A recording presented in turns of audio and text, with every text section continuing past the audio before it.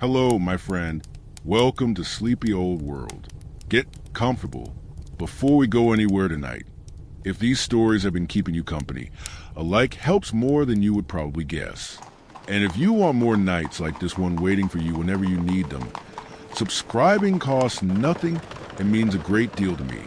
What I would genuinely love to know is where you're listening from right now. Maybe you're tucked into a quiet bedroom somewhere in Richmond, Virginia, with the air conditioner humming steadily behind the wall. Maybe you're curled up by an open window in a small town outside Bristol, England, a fan turning slowly in the corner, just enough to stir the warm night air around you. Drop it in the comments below. I read every single one of them always. All right, love, let your shoulders drop. Let's go. Tonight, we're stepping into 1776, the year everyone remembers for independence. But almost no one truly knows what daily life actually looked like for common families living through it. And we're going to look at the things they had to do back then and considered completely unremarkable. Baking an entire week's worth of bread in a single afternoon because heating the oven was too costly a task to repeat every single day. Burying an entire winter's food supply underground in a root cellar because there was no refrigerator, no freezer, nothing but cold, steady earth to keep a family fed until spring finally came. Sharing a single bed with nearly the whole family through the coldest months, not for lack of space, but simply because that was the only way to keep everyone warm enough to make it through the night. Things that would stop a modern family cold. We're not opening an Independence Hall tonight. The kitchen is dark. That is the first thing worth knowing about a colonial morning. Dark in a way you have probably never actually experienced. Not street light dark. Not phone screen dark. An absolute animal darkness broken only by a bed of orange coals under a bank of gray ash in the hearth. Somewhere in that darkness, a woman is already awake. And she has been awake, if we are honest, for some minutes before her feet ever touch the floor, lying still and listening to house the way you might listen to a familiar person breathing beside you. Maybe she is 26 years old and has borne 3 children, 2 of whom are asleep in the loft above her right now.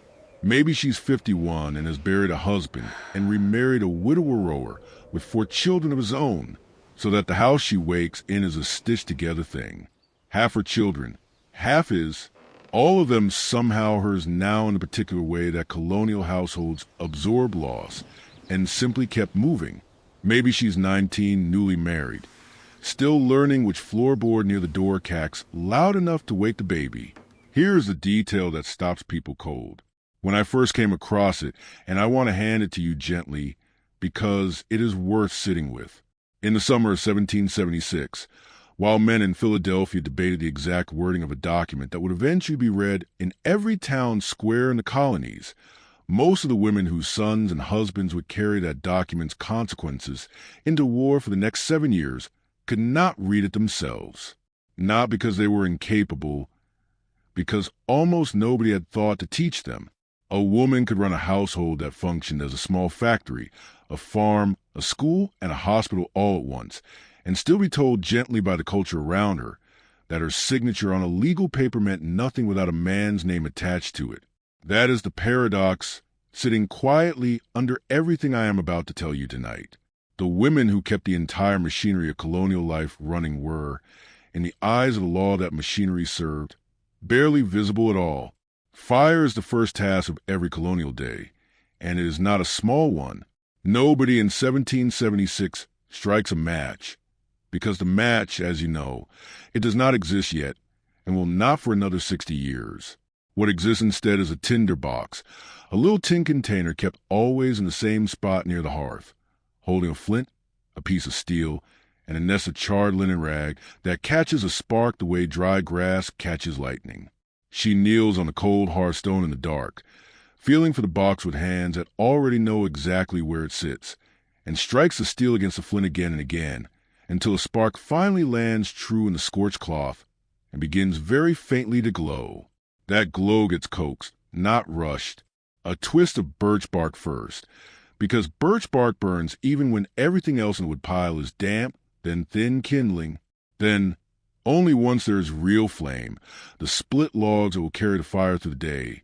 If she's careful, and she has learned to be, she will not need to start a fire from nothing very often at all. The real skill of the colonial hearth is banking it correctly the night before, burying the coals under enough ash that they smolder quietly until morning without ever fully dying. A house that lets its fire go out entirely is a house that has to walk to a neighbor's hearth and carry embers home in a covered pan, which is embarrassing in a particular quiet way that small domestic failures are embarrassing in a community where everyone notices everything. And here's a detail I find genuinely delightful. In some New England towns, there were people paid a small fee to walk the streets before dawn specifically to relight fires for households whose coals had died overnight. A fire carrier essentially going door to door in the dark with a covered pot of live embers, like a strange gentle version of a milkman delivering warmth instead of milk.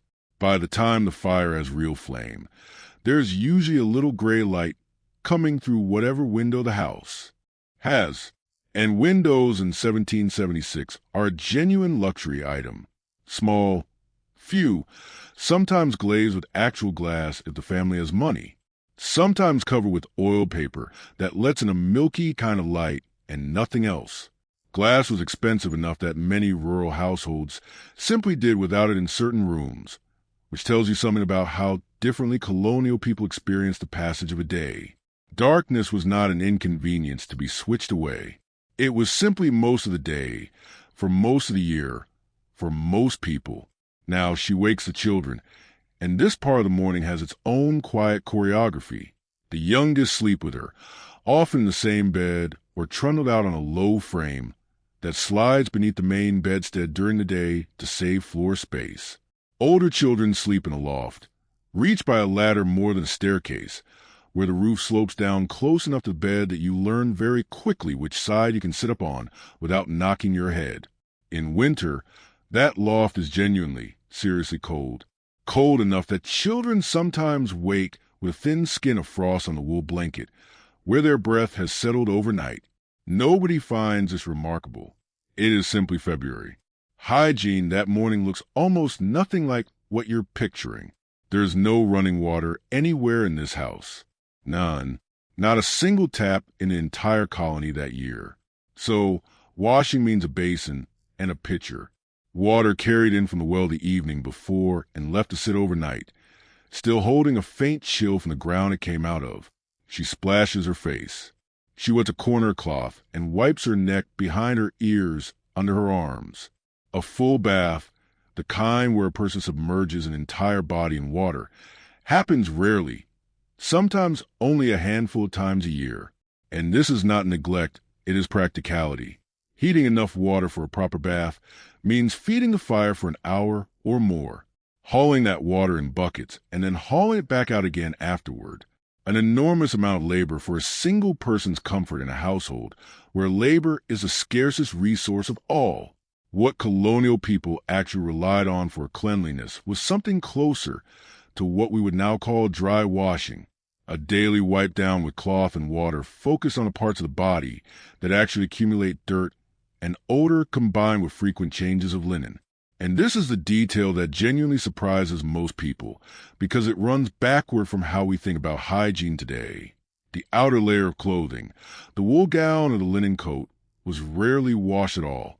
Sometimes not for months, because wool in particular does not tolerate frequent washing well in this period, and dries slowly enough to become a health hazard in a damp climate. What got washed constantly, almost obsessively by the standards of the outer clothes, was a linen worn directly against the skin, the shift a woman wore under her gown, the shirt a man wore under his waistcoat. These were changed daily if the household could manage it, because the thinking of the period, and it was not wrong, held that linen against the skin absorbed sweat and oil and could simply be swapped out and laundered doing the actual work of keeping a person clean, while the wool overlayer stayed on for days or weeks at a stretch. Essentially oddless by comparison, because it was never the layer touching skin. Teeth got their own small ritual, usually a rag dipped in salt or in a chalky tooth powder, sometimes made at home from ground cuttlefish bone or burnt bread rubbed over the teeth and gums before the household's water supply got used for anything else that morning. Dentistry as an emergency service existed, provided by barbers, blacksmiths, and the occasional itinerant tooth puller who traveled between towns with a bag of frankly terrifying iron instruments. But preventative dental care, in any sense we would recognize, did not. And a colonial smile, even a well-R for one, told a story about diet and age that modern dentistry has largely erased from human faces. Getting dressed for a colonial woman is not the quick act you are picturing either. It is a sequence layer by layer, each piece serving a purpose the modern eye has mostly forgotten how to read.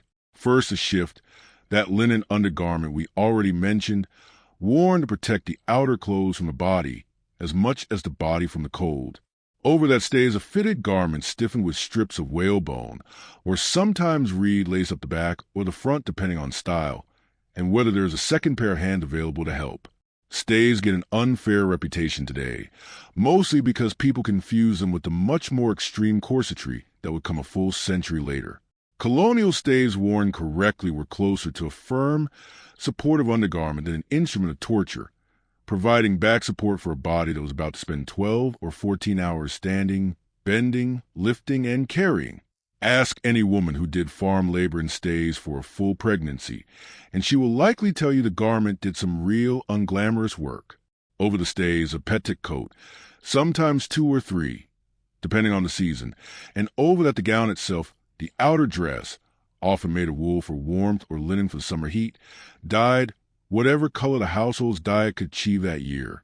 And here is where 1776 becomes suddenly, specifically political in a way that touches the most mundane act of a woman's mourning. Cloth in the years leading up to this one had become a battlefield of its own. British taxes on imported goods and the boycotts organized in response to them meant that homespun cloth spun and woven inside the colonies rather than shipped from English mills had become something close to a badge of patriotic loyalty. Groups of women calling themselves the Daughters of Liberty organized spinning bees, sometimes drawing dozens of women to a single house for a day of spinning flax and wool into thread, turning what had always been solitary domestic labor into something that looked for the first time almost like public political participation. A woman putting on a homespun gown that morning in 1776 was, whether she thought about it in these terms or not, making a small daily statement about which side of an enormous argument she stood on. That is not a detail you find in most classroom versions of this year, and I find it worth sitting with for a moment. The revolution was being fought in part in the choice of fabric on a woman's back. Stockings, necks, wool or linen held up with garters tied just above or below the knee, and then shoes of the household could afford shoes that fit properly, which not every household could.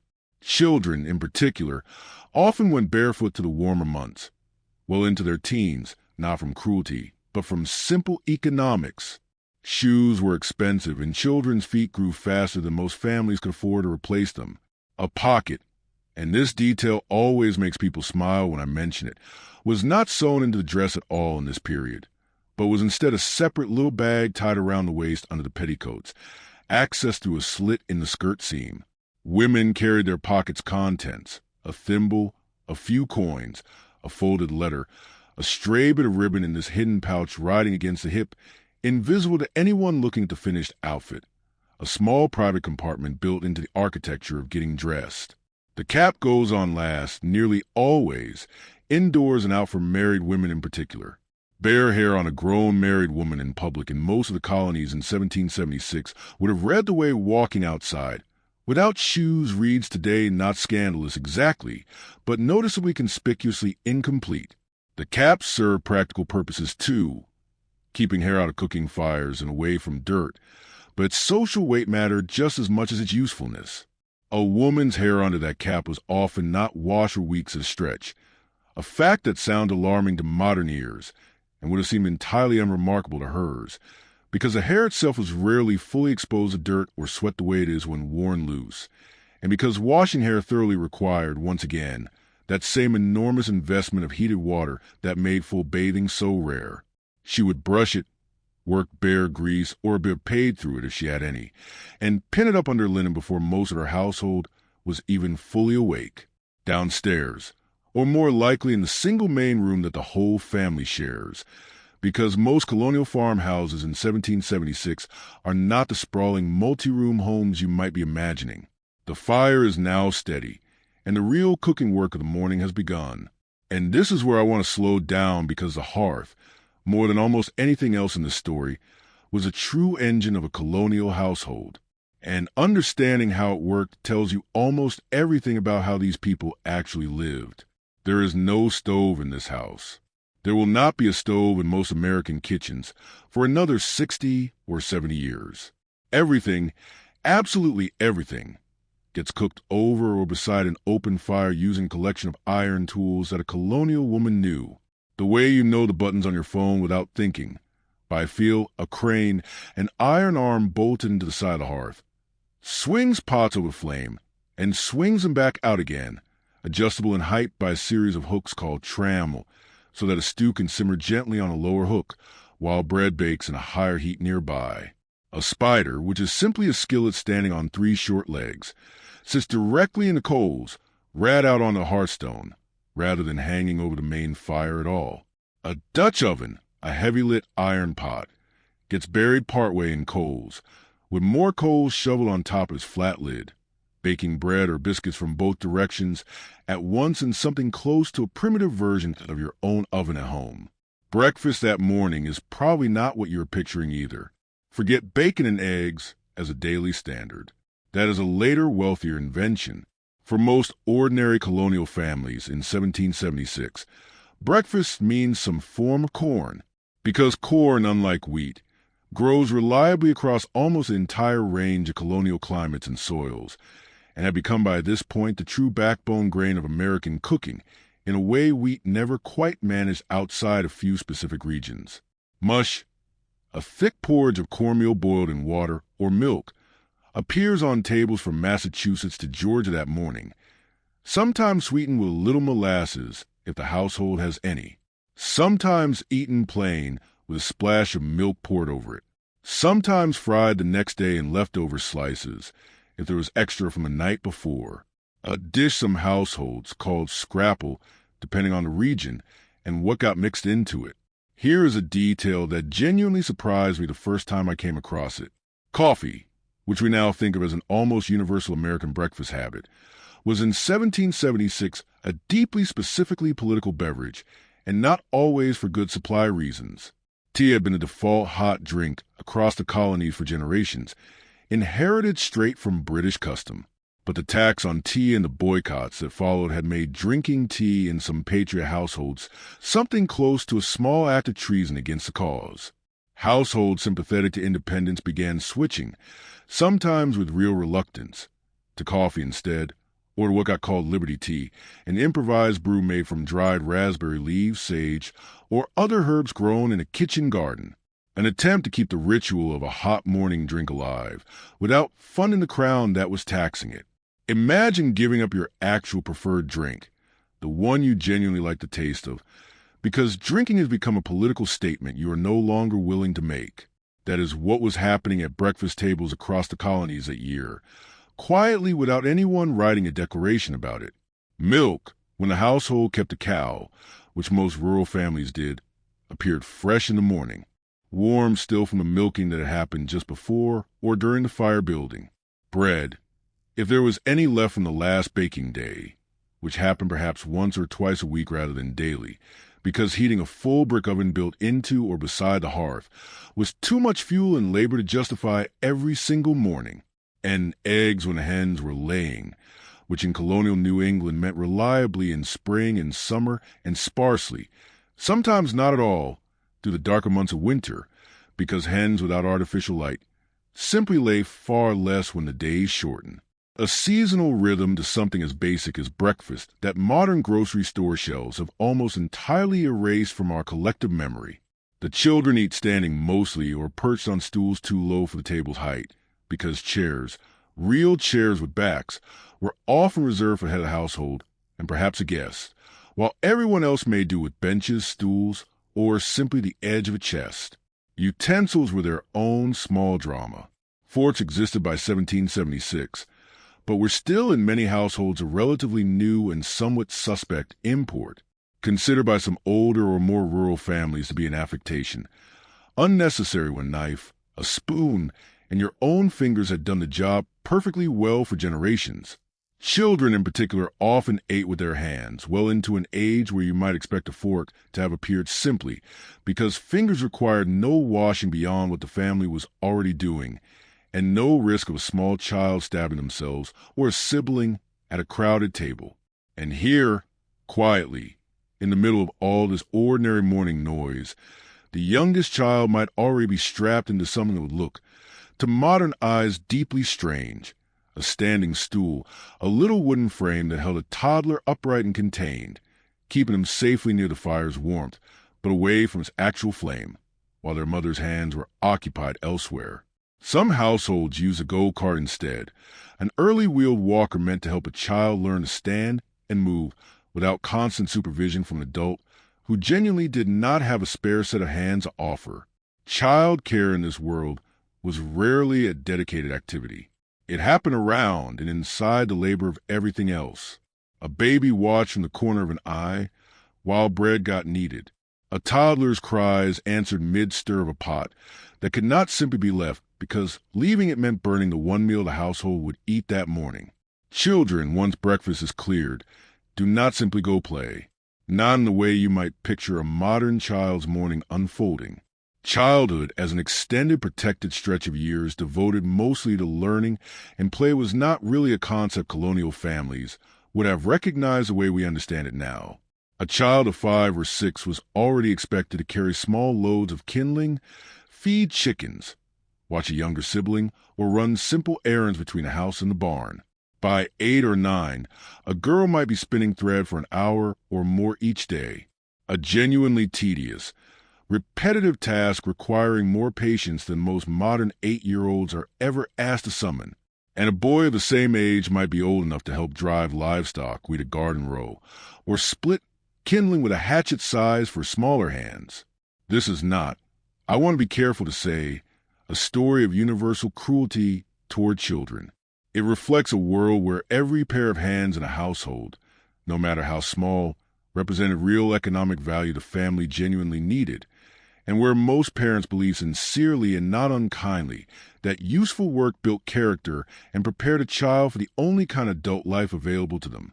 Play absolutely existed, too, and it existed in forms that would look surprisingly familiar if you saw them today.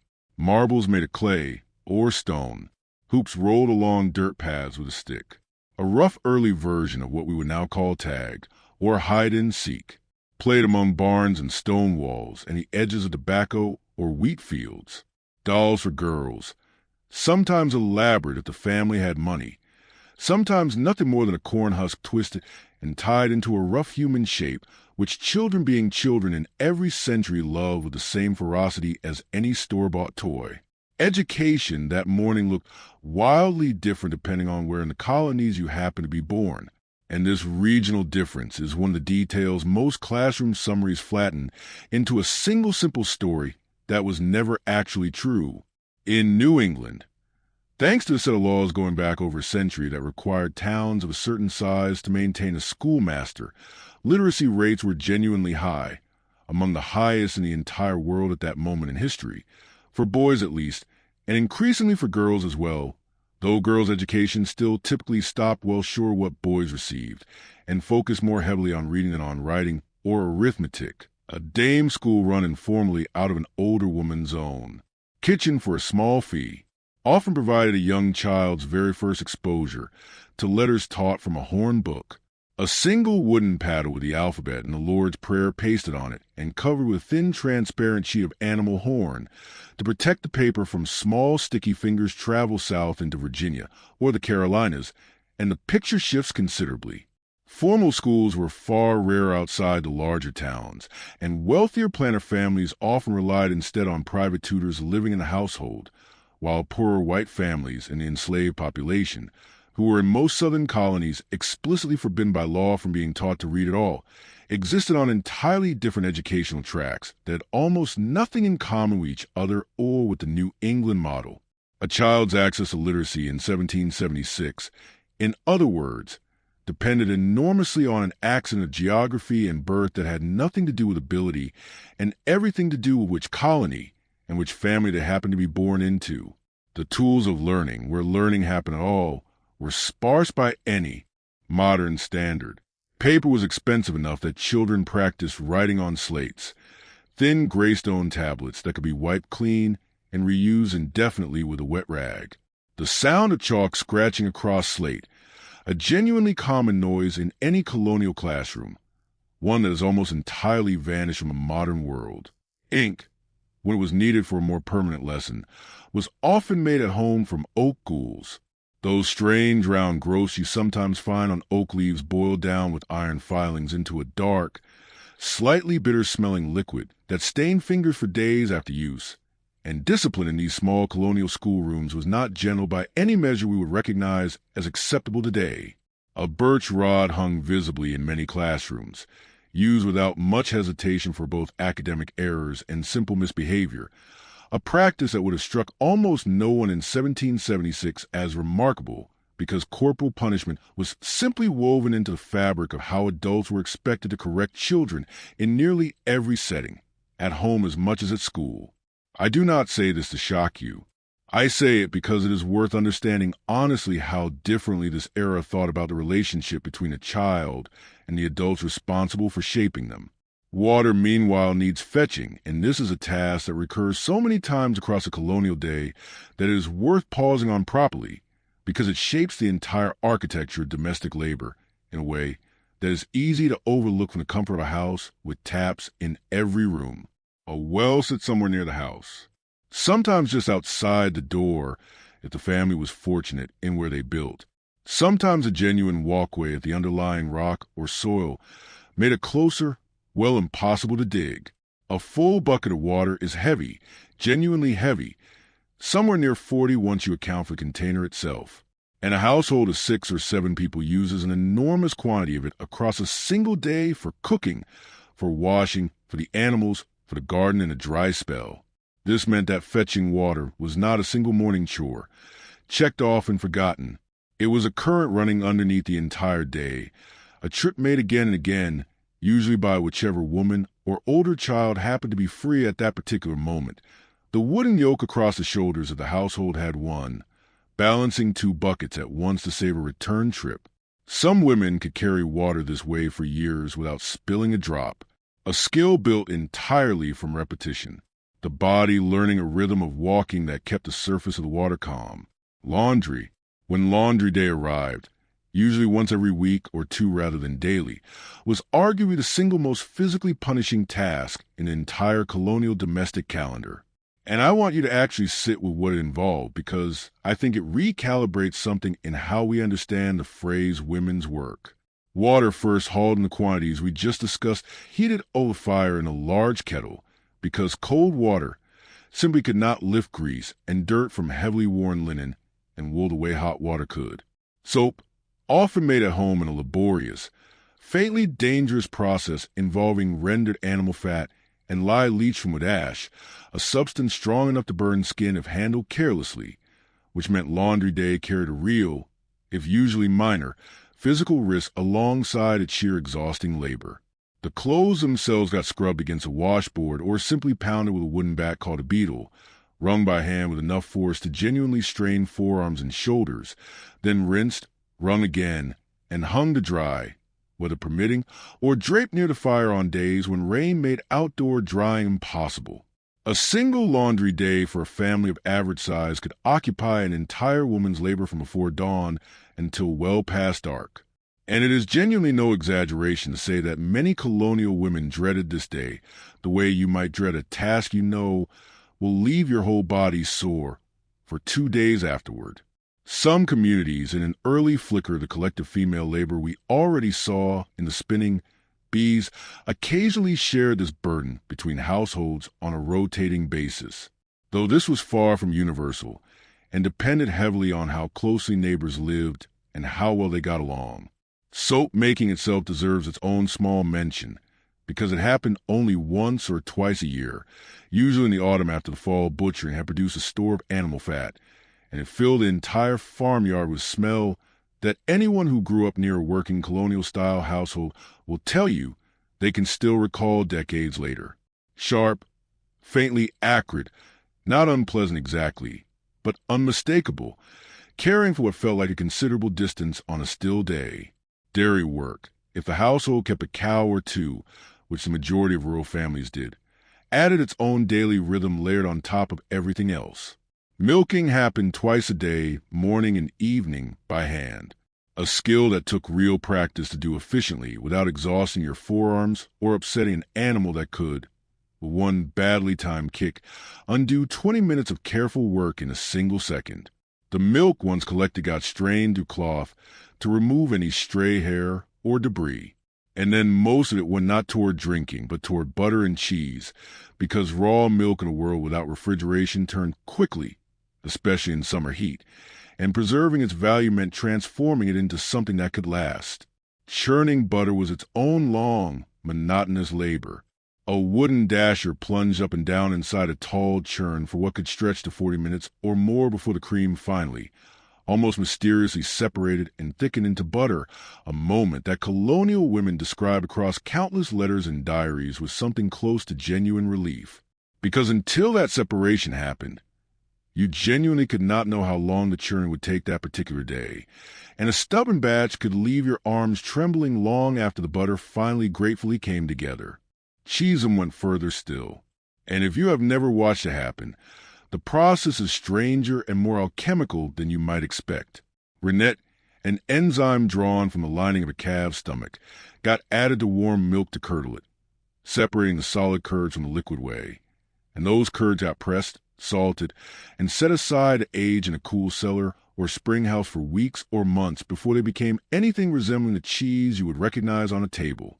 A spring house for households fortunate enough to have a natural spring nearby was a small stone structure built directly over running water, using the Earth's steady underground temperature as a kind of primitive refrigeration, keeping milk, cheese, and butter cool through even the hottest stretches of Virginia or Carolina summer.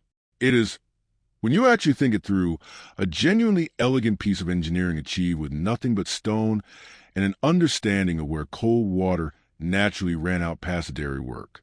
The kitchen garden waited, and this small plot of ground, usually fenced against deer and free-ranging livestock, mattered enormously to a colonial family's survival in a way that modern backyard vegetable patches grown mostly for pleasure do not quite capture. Cabbages, turnips, onions, beans, squash, and herbs for both cooking and home remedies filled these beds, tended almost entirely by women, who also carried in their heads enormous, largely unwritten body of knowledge about which plant treated which ailment, knowledge passed down mother to daughter across generations with no textbook involved at all. Sage for a sore throat, chamomile to settle a fretful stomach or help a restless child finally sleep, plantain, the common weed, not the fruit, crushed and applied directly to a bee sting or a small cut. Something children in this era learned to recognize and use themselves by the time they were 7 or 8 years old. A piece of practical bot that has almost entirely vanished from how modern children understand the natural world around them. Yarrow to help stop bleeding. Fever few, as the name rather bluntly suggests, for fevers. This kitchen garden medicine cabinet mattered enormously because a doctor in 1776 was a genuinely rare and often genuinely dangerous resource. And I want to spend a real moment on what colonial medicine actually looked like because it explains so much about how these families understood risk, illness, and the fragility of a single human life. There was no germ theory yet. Nobody in this world understood that invisible organisms cause disease. And the dominant medical framework inherited from centuries of European tradition still revolved around the idea of 4 bodily humors: blood, phlegm, black bile, and yellow bile that needed to stay in balance for a person to remain healthy. An illness meant in this framework that one humor had grown excessive, and the most common treatment, bleeding a patient by opening a vein and letting blood flow into a bowl, was meant to restore that balance. It sounds from where you are lying right now almost unbearably crude, and in many cases it genuinely was weakening patients who are often already dangerously weak to begin with. And yet the people practicing it were not fools or monsters. They were working with real seriousness and real care for their patients inside the best framework their era had given them. The same way you and I operate every day inside medical understanding that people 200 years from now will very possibly find equally difficult to comprehend. Childbirth specifically set almost entirely outside the reach of formal university-trained medicine in 1776. And this is worth understanding clearly because it overturns a lot of assumptions people carry into this era. A midwife, not a doctor, attended the overwhelming majority of colonial births, and she was in her own community, often one of the most respected and trusted women in the entire town, called on at every hour of the night, in every season, expected to travel in weather that would keep most other people firmly indoors. A skilled, experienced midwife might attend hundreds of births across a working lifetime, carrying an enormous accumulated store of practical knowledge about labor, positioning, and complications that had nothing to do with formal medical training and everything to do with decades of direct hands-on experience. It carried genuine mortal risk, too. This era's childbirth, both for the mother and for the infant, in numbers that are genuinely sobering to sit with. Something in the range of 1 in 8 women who survived at childbearing age would eventually die as a direct result of pregnancy or childbirth complications across their lifetime. A statistic that meant almost every woman in 1776 had personally known someone, a sister, a neighbor, a mother, who had died this way. Infant mortality ran even higher, with something close to 1 in 10 babies not surviving their very first year, and disease claiming still more before they reached adulthood. A colonial mother, by the time she had raised several children into adulthood, had very often also buried at least one child along the way.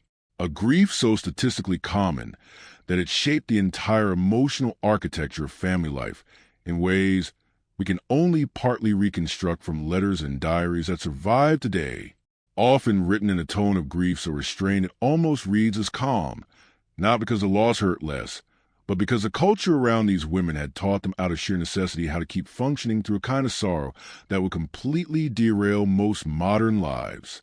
While all of this unfolds inside and around the house, the men of the household are most likely already out in the fields. And it is worth pausing here to actually picture what that work looked like, because farming in 1776 bears almost no resemblance to farming as any modern person would recognize it. There are no machines. Every single task, from breaking the soil to bringing in a harvest, happens through the combined effort of human muscle and animal strength. An ox or a horse pulling a wooden plow that a man walked behind, both hands gripping the handles, steering it through soil that fights back with every root and stone it contains. Corn, wheat, rye, oats, and depending on the colony, tobacco, indigo, or rice occupied the fields. And the specific crop grown told you a great deal about which colony you were standing in and what kind of economy that colony's entire existence had been built around. In the Chesapeake region of Virginia and Maryland, tobacco dominated everything, an exhausting crop that depleted soil quickly, required constant attention across nearly the entire growing season, and had shaped over more than a century an entire social and economic order around its cultivation. An order that by 1776 relied overwhelmingly on the forced uncompensated labor of enslaved Africans and African Americans, a fact so central to daily colonial reality in that region that any honest account of the era has to look at it directly rather than glancing past it. I want to speak plainly here because this channel exists to tell true stories, not comfortable ones. Slavery was not a distant institution, confined to plantation ballrooms and grand estates. In 1776, roughly 1 in 5 people living in the 13 colonies was enslaved. And in some southern colonies, that proportion climbed considerably higher, meaning enslaved men, women, and children were doing an enormous share of the actual physical labor that kept colonial agriculture and colonial households functioning at all. Their days began before dawn and ended well after dark. Their labor was stolen from them entirely. Their families could be separated at the will of an owner with no legal recourse whatsoever, and their own domestic lives, a small rituals of food and clothing and children we've been walking through tonight, happened under conditions of surveillance and control that stripped away almost every choice a free colonial family, however poor, still retained. An enslaved woman rose before her own household's fire had even properly caught, prepared food for people who owned her, nursed children who were not always only her own, and then, if any remained after the labor demanded of her, tried to build some small semblance of family and rest for herself and the people she loved, often in a single-room cabin with a dirt floor, using whatever meager rations and cast-off materials her circumstances allowed, their resilience, their music, their food. Traditions, their medicine, much of it drawn from West African knowledge carried across an ocean under conditions almost impossible to fully comprehend, would go on to shape American culture in ways that are still being properly acknowledged centuries later. I say this not to darken your evening unnecessarily, but because leaving out would make everything else in the story a live omission, and this channel would rather sit with a hard truth for a few honest minutes than skip past it for the sake of easier rest. Further north in New England and the middle colonies, farms tended to be smaller, more mixed, growing a variety of grains and vegetables alongside raising livestock, worked more often, though not exclusively, by free farmers and their own families, sometimes assisted by hired laborers or indentured servants.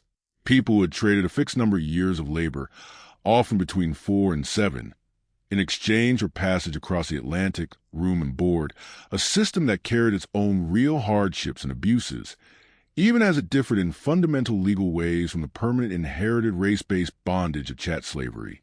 Further south, a man's work in the field followed the seasons with an unforgiving rhythm. Spring meant plowing and planting, time with real anxiety around the last frost, because plant too early in a late cold snap could destroy an entire season's crop. Plant too late, and the growing window shortened dangerously. Summer meant weeding, endless weeding done by hand or with a simple hoe, bent over rows of crops under a sun that offered no relief and no modern sunscreen. Wearing a broad-brimmed straw hat at the family could afford one specifically for that purpose.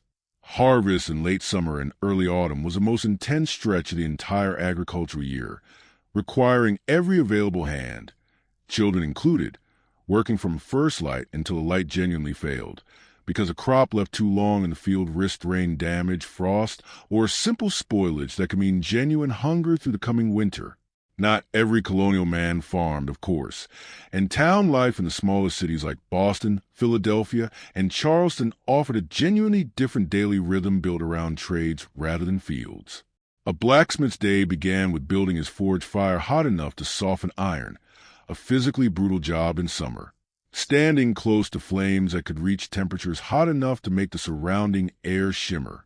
Hammering horseshoes, tools, hinges, and nails, because nails, remarkably, were often made one at a time by hand in this period, a task tedious enough that it was frequently assigned to apprentices, or even in some households to children as a way of contributing a small but genuine income to family.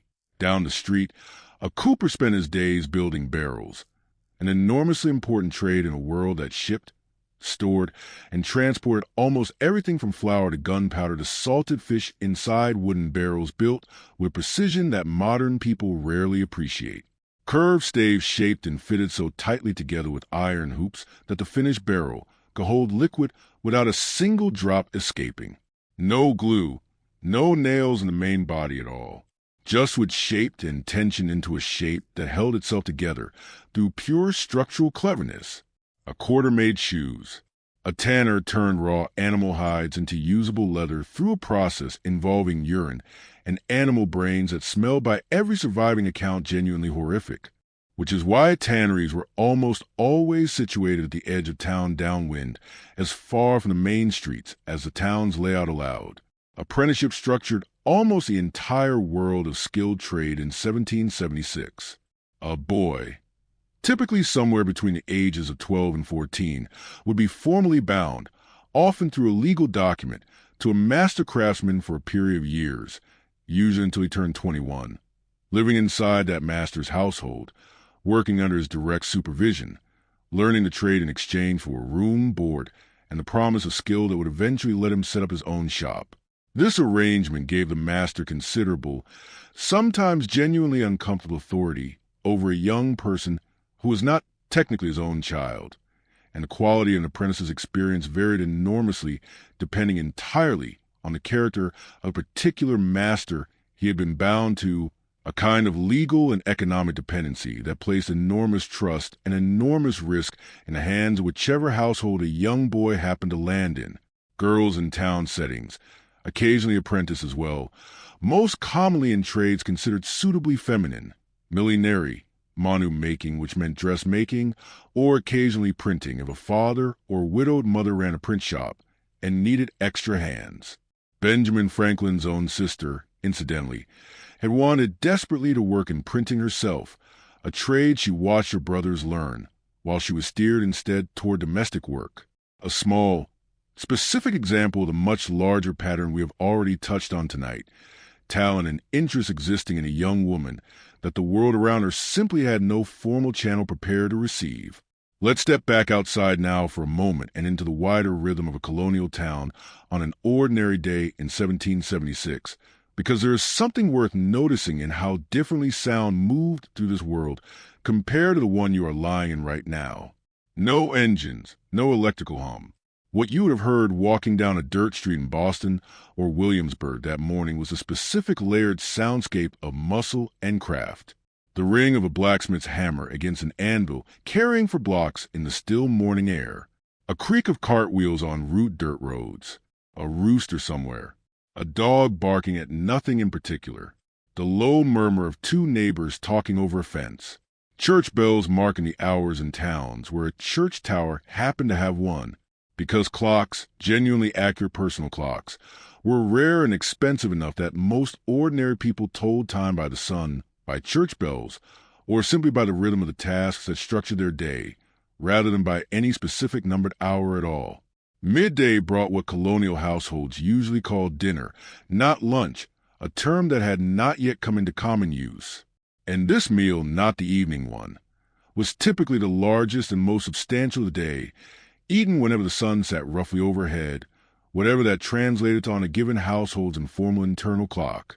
Field workers came in from the heat, or a wife carried food out to them directly if the field sat too far from the house to make the walk back worthwhile, wrapped in cloth, carried in a basket balanced against her hip, sometimes with a young child trailing along beside her, delighted simply to be outside and moving rather than confined near the hearth, a pot of stew, likely had been simmering over the fire since morning, because the beauty of a hearth fire, once it existed at all, was that it could be tending several things across many hours with only occasional attention, a piece of salted pork or beef added early, root vegetables from the garden, or the root cellar going in as the morning progressed, thickened perhaps with a handful of dried beans or barley.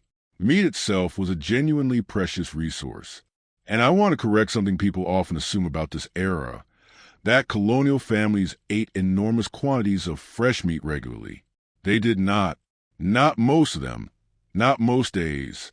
Fresh meat required either slaughtering an animal, a significant event that produced far more meat than a family could eat before it spoiled, or hunting, which took time away from the constant, unglamorous labor of the farm itself.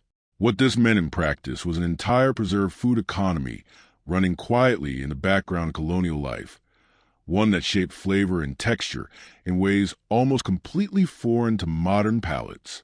Salt pork packed into barrels layered thick with salt could last through an entire winter, though it required soaking before cooking draw out enough of that salt to make it edible rather than simply painful. Smoked and dried meats hung in a smokehouse that filled the yard with a low, constant, faintly sweet wood smell for days at a time whenever a fresh batch was curing. Salted fish, especially in New England, where cod fishing had become a genuine economic pillar of the regional economy, dried on wooden racks along the coast until it turned hard and pale, needing a long soak of its own before it became soft enough to cook into a chowder or a pie. Root cellars dug into the earth beneath the house or nearby held the harvest through winter. Potatoes, turnips, cabbages, carrots, and onions layered in sand or straw to slow their spoiling. The temperature underground staying reliably cool and stable across seasons in a way that above-ground storage never could. A family's entire winter survival quite literally depended on how carefully and thoughtfully this root cellar had been packed in the autumn, and a poor harvest or a badly managed store could mean genuine hunger by February or March. The so-called hungry gap that colonial families across every region leaned into dread and planned around with real seriousness. Bread, when it appeared, had usually been baked once or twice a week in a large batch. The family's brick beehive oven, built into or beside the main hearth, fired up with a substantial armload of wood burned down to coals. Those coals then swept out entirely before the actual loaves went in, the retained heat in the brick itself doing the slow, even baking work over the following hours. A skilled colonial baker judged that oven's readiness not with a thermometer, because accurate kitchen thermometers did not yet exist for home use, but by holding a hand inside the empty oven and counting how many seconds she could bear the heat before pulling it back, a genuinely elegant, entirely intuitive piece of practical physics passed down through pure repetition and experience. Pies, in this era, served a purpose you might not expect, functioning as much as a preservation method as a dessert. A thick pastry crust sealed meat or fruit or vegetables inside an airtight shell that helped the filling last considerably longer than it would expose open air, meaning a pie baked on a Monday might still be entirely edible, even good, by Thursday or Friday, sliced cold and eaten straight from the pantry shelf without any need to reheat it. A genuinely practical piece of food technology disguised as a comfort food. Now, let us slow down here for a moment and talk about how the revolution itself, the enormous historical event you already know the outline of, actually arrived into a day that otherwise looked exactly like everything we have just described. It did not arrive the way a modern news event arrives, all at once on every screen simultaneously. It arrived slowly, unevenly, in fragments, carried by riders on horseback and by newspapers that might be a week or two old by the time they reached a rural farm far from the coastal cities where most printing happened.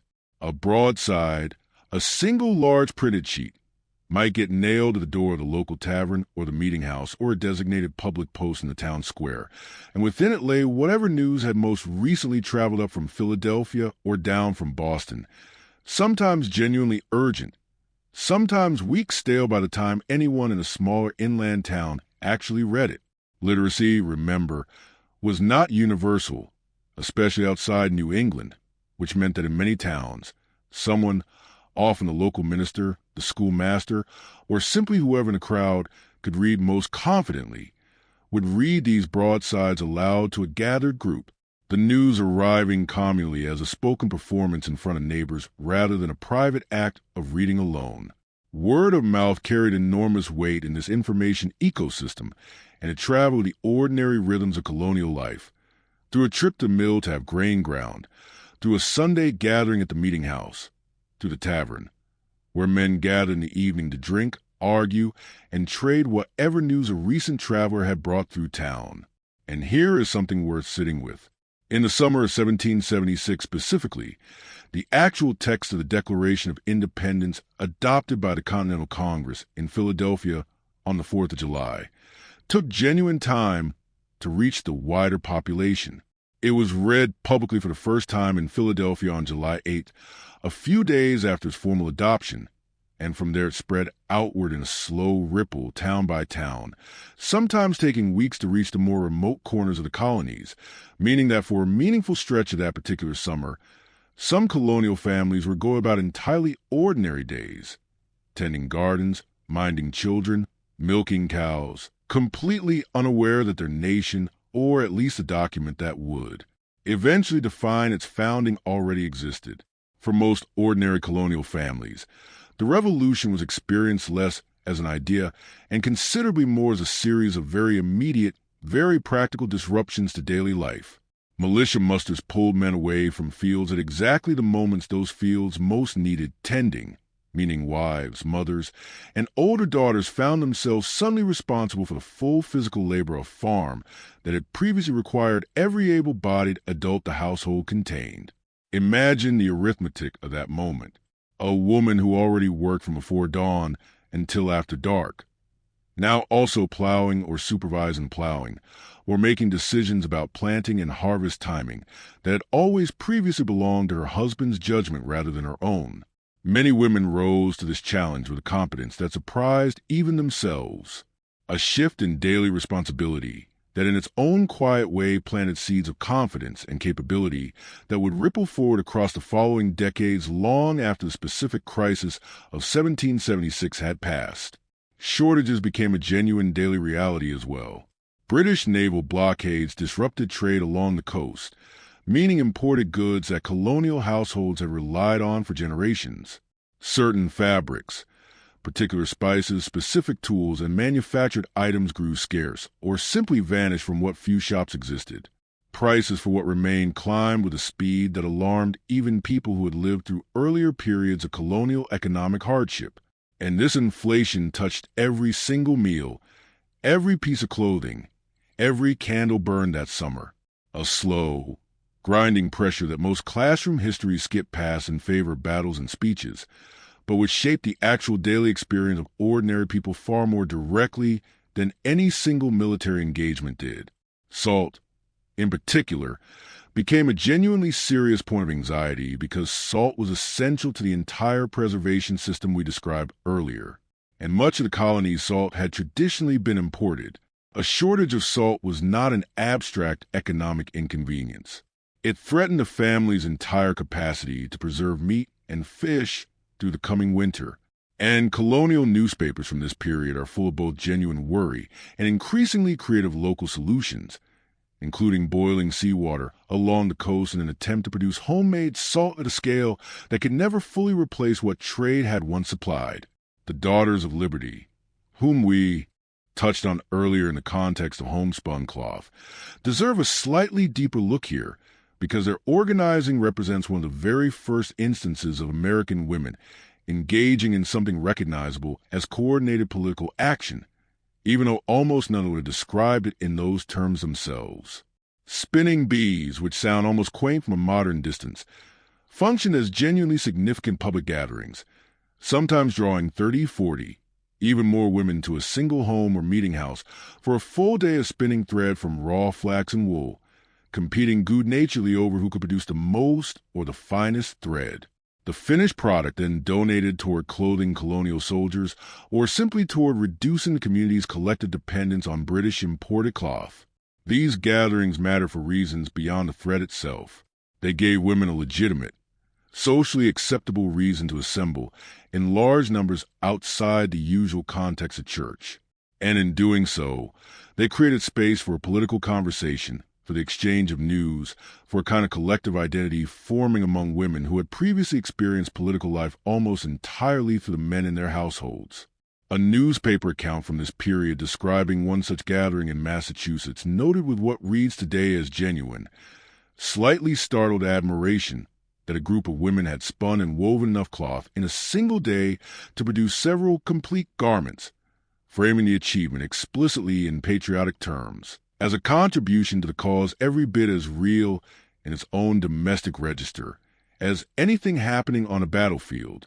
Boycotts of British goods more broadly relied enormously on women's cooperation to actually function, because women were the ones making the daily purchasing decisions inside most households, choosing which tea to buy or not buy, which cloth to select, which imported goods to simply do without.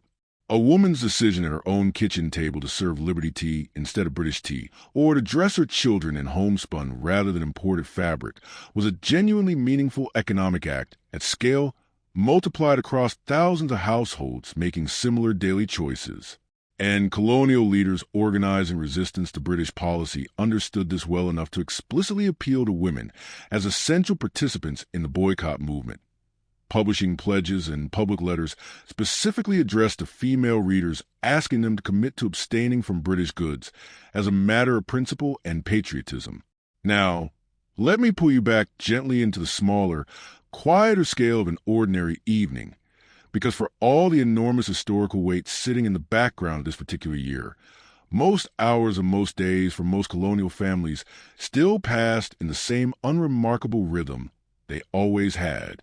The sun by late afternoon begins its long, slow decline, and the household's attention turns, as it always does, toward supper, toward bringing the animals and toward the specific small tasks that mark the close of a working day.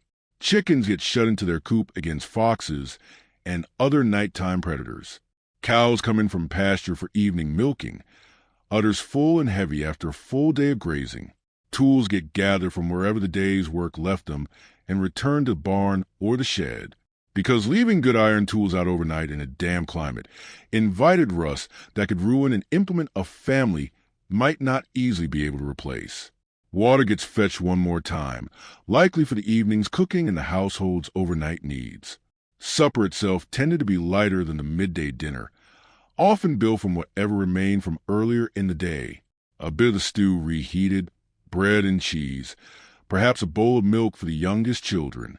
Families ate together, generally gathered around whatever table a household owned, and mealtime conversation in an era with no radio, no television, no printed material, reaching most households more than once a week. That functioned as one of the primary channels through which news, gossip, and simple daily observation actually moved between generations. A father might recount whatever he had heard at the mill or the tavern that day. A mother might mention a neighbor's illness, a birth, a piece of livestock that had wandered off and needed watching for. Grace, a short prayer of thanks before eating, was nearly universal across colonial households of nearly every religious background, though its exact wording and length varied considerably depending on denomination and region. New England households, shaped heavily by their Puritan and Congregationalist inheritance, tended toward longer, more formal prayers, sometimes extending to a genuine minute or more of thanksgiving and reflection before a single fork, or more likely a single hand touched the food. Households further south, or in the more religiously diverse middle colonies home to Quakers, Anglicans, Lutherans, and a genuinely wide range of other traditions brought over by successive waves of immigration, often kept grace considerably shorter and simpler. Sunday across nearly the entire colonial world, regardless of specific denomination, structured the week in a way that modern secular life has mostly lost track of. Work largely stopped or was at minimum sharply reduced to only the most essential tasks. Milking still had to happen. Animals still had to be fed, but the endless list of other labor, the spinning, the field work, the laundry, pause for the day, church, or meeting, depending on the denomination's preferred term, occupied a significant portion of the day, sometimes running for hours at a stretch in colder New England meeting houses that were remarkably entirely unheated. A decision rooted partly in theology, the discomfort considered spiritually appropriate, and partly in simple practicality. Since heating a large open structure through an entire New England winter would have consumed an enormous impractical quantity of firewood, congregants brought small foot warmers, metal boxes filled with hot coals carried from home, tucked under long skirts to provide at least some relief against the cold during a sermon that might run well past an hour, sometimes considerably longer. Children were expected to sit still and silent through the entire service. An expectation enforced in some meeting houses by an actual point official carrying a long pole, sometimes tipped with feather on one end to gently tickle a drowsy adult awake, and a small knob or hard tip on the other end to more firmly correct a fidgeting or whispering child, a job title that genuinely existed and was genuinely called in some New England communities the tithing man. Sunday also provided one of the few reliable, socially sanctioned opportunities for courtship. And this deserves real attention because colonial courtship worked according to rules and customs that would strike most modern people as almost bewilderingly formal and at the same time in certain specific ways more physically intimate than you might expect from an era generally remembered as prudish. Young people met, mingled, and exchanged glances across the meeting house pews or in the churchyard afterward. One of the very few settings where an unmarried young man and woman might interact somewhat freely under the watchful, if often somewhat relaxed, supervision of the wider community. Courtship, once a young man and woman had genuinely caught each other's attention, followed a set of expectations that varied by region and by family, but shared certain broad features across most of the colonies. A young man calling on a young woman would typically visit her family's home in the evening, sitting with her, often under the direct or indirect supervision of her parents in the main room of the house. Conversation the primary activity, though certainly not the only one that mattered. In parts of New England, particularly among more rural or lower church Puritan and Congregationalist communities. A genuinely striking custom called bundling persisted into this period, in which a courting couple, fully clothed, sometimes with a wooden board specifically placed between them, were permitted to lie together on a bed for warmth and conversation through a long winter evening, a practice that scandalized outside observers in later generations far more than it apparently scandalized the communities who actually practiced it, who understood it as a practical chaperone accommodation to cold houses and long distances rather than any kind of illicit license. I find that detail worth sitting with for a moment because it says something true about how differently a culture can define propriety depending entirely on its own internal logic. Bundling would have seemed shocking to a Gentile Philadelphia family and entirely unremarkable to a rural Massachusetts farming household, and both households would have considered themselves correctly by their own standards thoroughly respectable. Marriage itself, once a courtship concluded successfully, was overwhelmingly a practical and economic arrangement, as much as sometimes considerably more than a romantic one.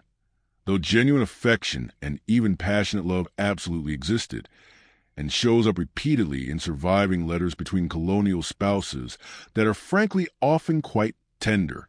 A father's consent mattered enormously, particularly regarding property and inheritance, and a marriage without that consent, while not impossible, carried real social and sometimes legal consequences.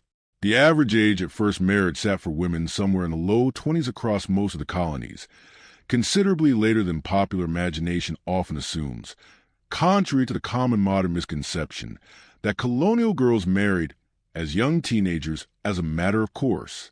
That did happen occasionally, but it was genuinely the exception rather than the rule. And colonial communities themselves generally viewed marriages involving very young brides with some real reservation. Once married, a woman's legal identity under the English common law, inherited wholesale by the colonies, and known by the specific legal term cover, essentially merged into her husband's. She could not, in most circumstances, own property independently, sign contract in her own name, or keep wages she might earn from her own labor separate from her husband's control.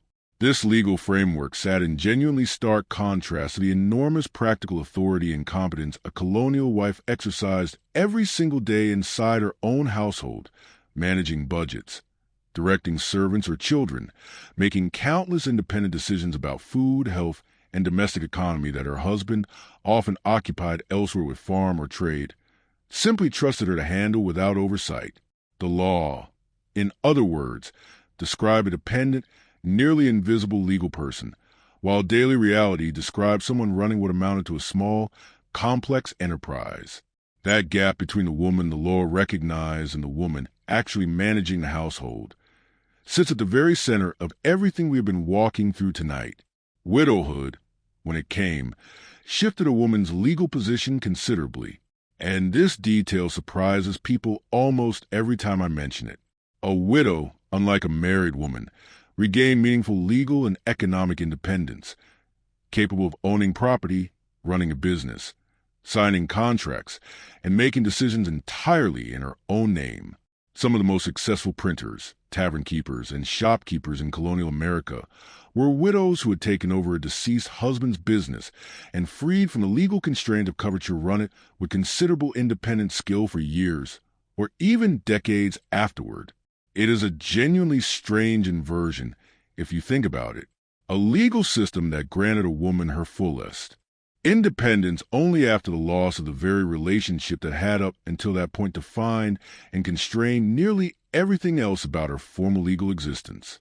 Death in 1776 moved through ordinary households with frequency and an intimacy that modern life has almost entirely pushed out of sight. And understanding how colonial families actually handled it tells you something important about the emotional texture of their daily existence. There were no funeral homes. When someone died, the body stayed in the house, and the family, usually the women of the household, washed and prepared it themselves, a task performed with a kind of matter-of-fact tenderness that comes only from a culture where death was not hidden away behind institutional walls, but remained always a household event. The body was laid out in the main room, sometimes on a cooling board, sometimes simply on a bed, dressed in a winding sheet or the deceased's best clothing, and neighbors and family came to sit with it, sometimes through an entire night, a practice we would now call a wake, though the term and its exact customs vary by region and denomination. Candles burned continuously during this vigil, not for any specific religious requirement in most Protestant traditions, but simply as a practical and emotional marker that this room for this stretch of hours held something that mattered and required attention. A coffin built quickly, often by the local carpenter or occasionally by a family member themselves, if the death happened somewhere too remote for a tradesman to reach in time, was simple, unadorned, built from local wood without the elaborate hardware and lining that would come to define funerals in later, wealthier centuries. Burial happened quickly, usually within a day or two, partly for practical reasons around preserving the body in a world without embalming or refrigeration.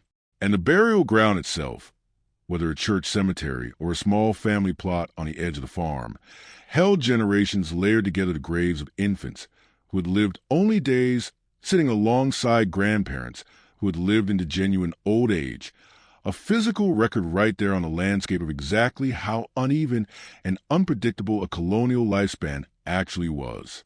Mourning customs, particularly for women, carried real social weight.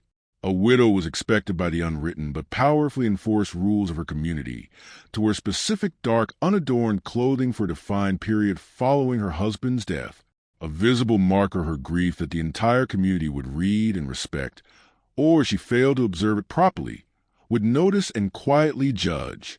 Children who lost a parent, which happened with genuine frequency given the mortality rates we discussed earlier, were often absorbed into the households of relatives, remarried step-parents, or occasionally in cases of genuine poverty, and no surviving family would take them in, bound out as servants or apprentices at an age that would strike modern sensibilities as shockingly young, sometimes 7 or 8 years old, sent to live and labor in another household entirely. And yet for all this proximity to loss, colonial households were not, I think, cultures of despair.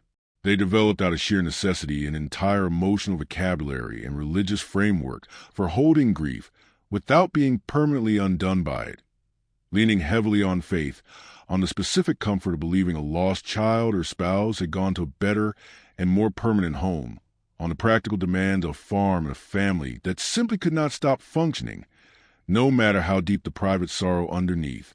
There is something worth admiring in that even now, not because their grief was smaller than ours, because their capacity to keep living inside it and around it, and sometimes genuinely past it, asks something of them that most of us mercifully will never have to summon in quite the same way. Let's turn now toward leisure, because even inside a world as demanding, colonial people absolutely found time for pleasure. And the shapes that pleasure took are, I think, some of the most quietly charming details in this entire story. The tavern in nearly every colonial town functioned as something considerably more central to community life than the word tavern suggests to modern ears. It was not simply a place to drink, though drinking certainly happened there. And colonial Americans, by most surviving records, drank a genuinely remarkable quantity of alcohol by modern standards. Cider, beer, and rum appearing at meals with regularity that would raise eyebrows today. Partly because water quality in some towns was genuinely uncertain, and partly because it was simply deeply woven into the ordinary rhythm of daily refreshment rather than treated as a special occasion indulgence. The tavern also served as a community's post office, its newsroom, its meeting hall, and its social club all at once. A traveler passing through carried news from other towns, other colonies, sometimes from across the ocean. And that news got discussed, debated, and argued over across tavern tables with a passion that, in the specific political climate of 1776, increasingly touched on the question of independence itself. Committees of correspondence and local militia often organized their actual meetings inside a tavern's main room, meaning the space, unassuming as it looked from the street, functioned as a genuine engine room of revolutionary organizing in towns across the colonies. Games filled tavern evenings, too. Cards, dice, and a variety of table games with names that have mostly faded from modern memory, alongside more physical amusements outdoors when weather allowed, including a rough colonial ancestor of bowling played on a flattened stretch of grass and various forms of foot races and wrestling matches that men organized informally, sometimes with modest wages attached. Women's leisure, by contrast, happened almost entirely within domestic or church-adjacent settings, since taverns were considered by the social conventions of the era.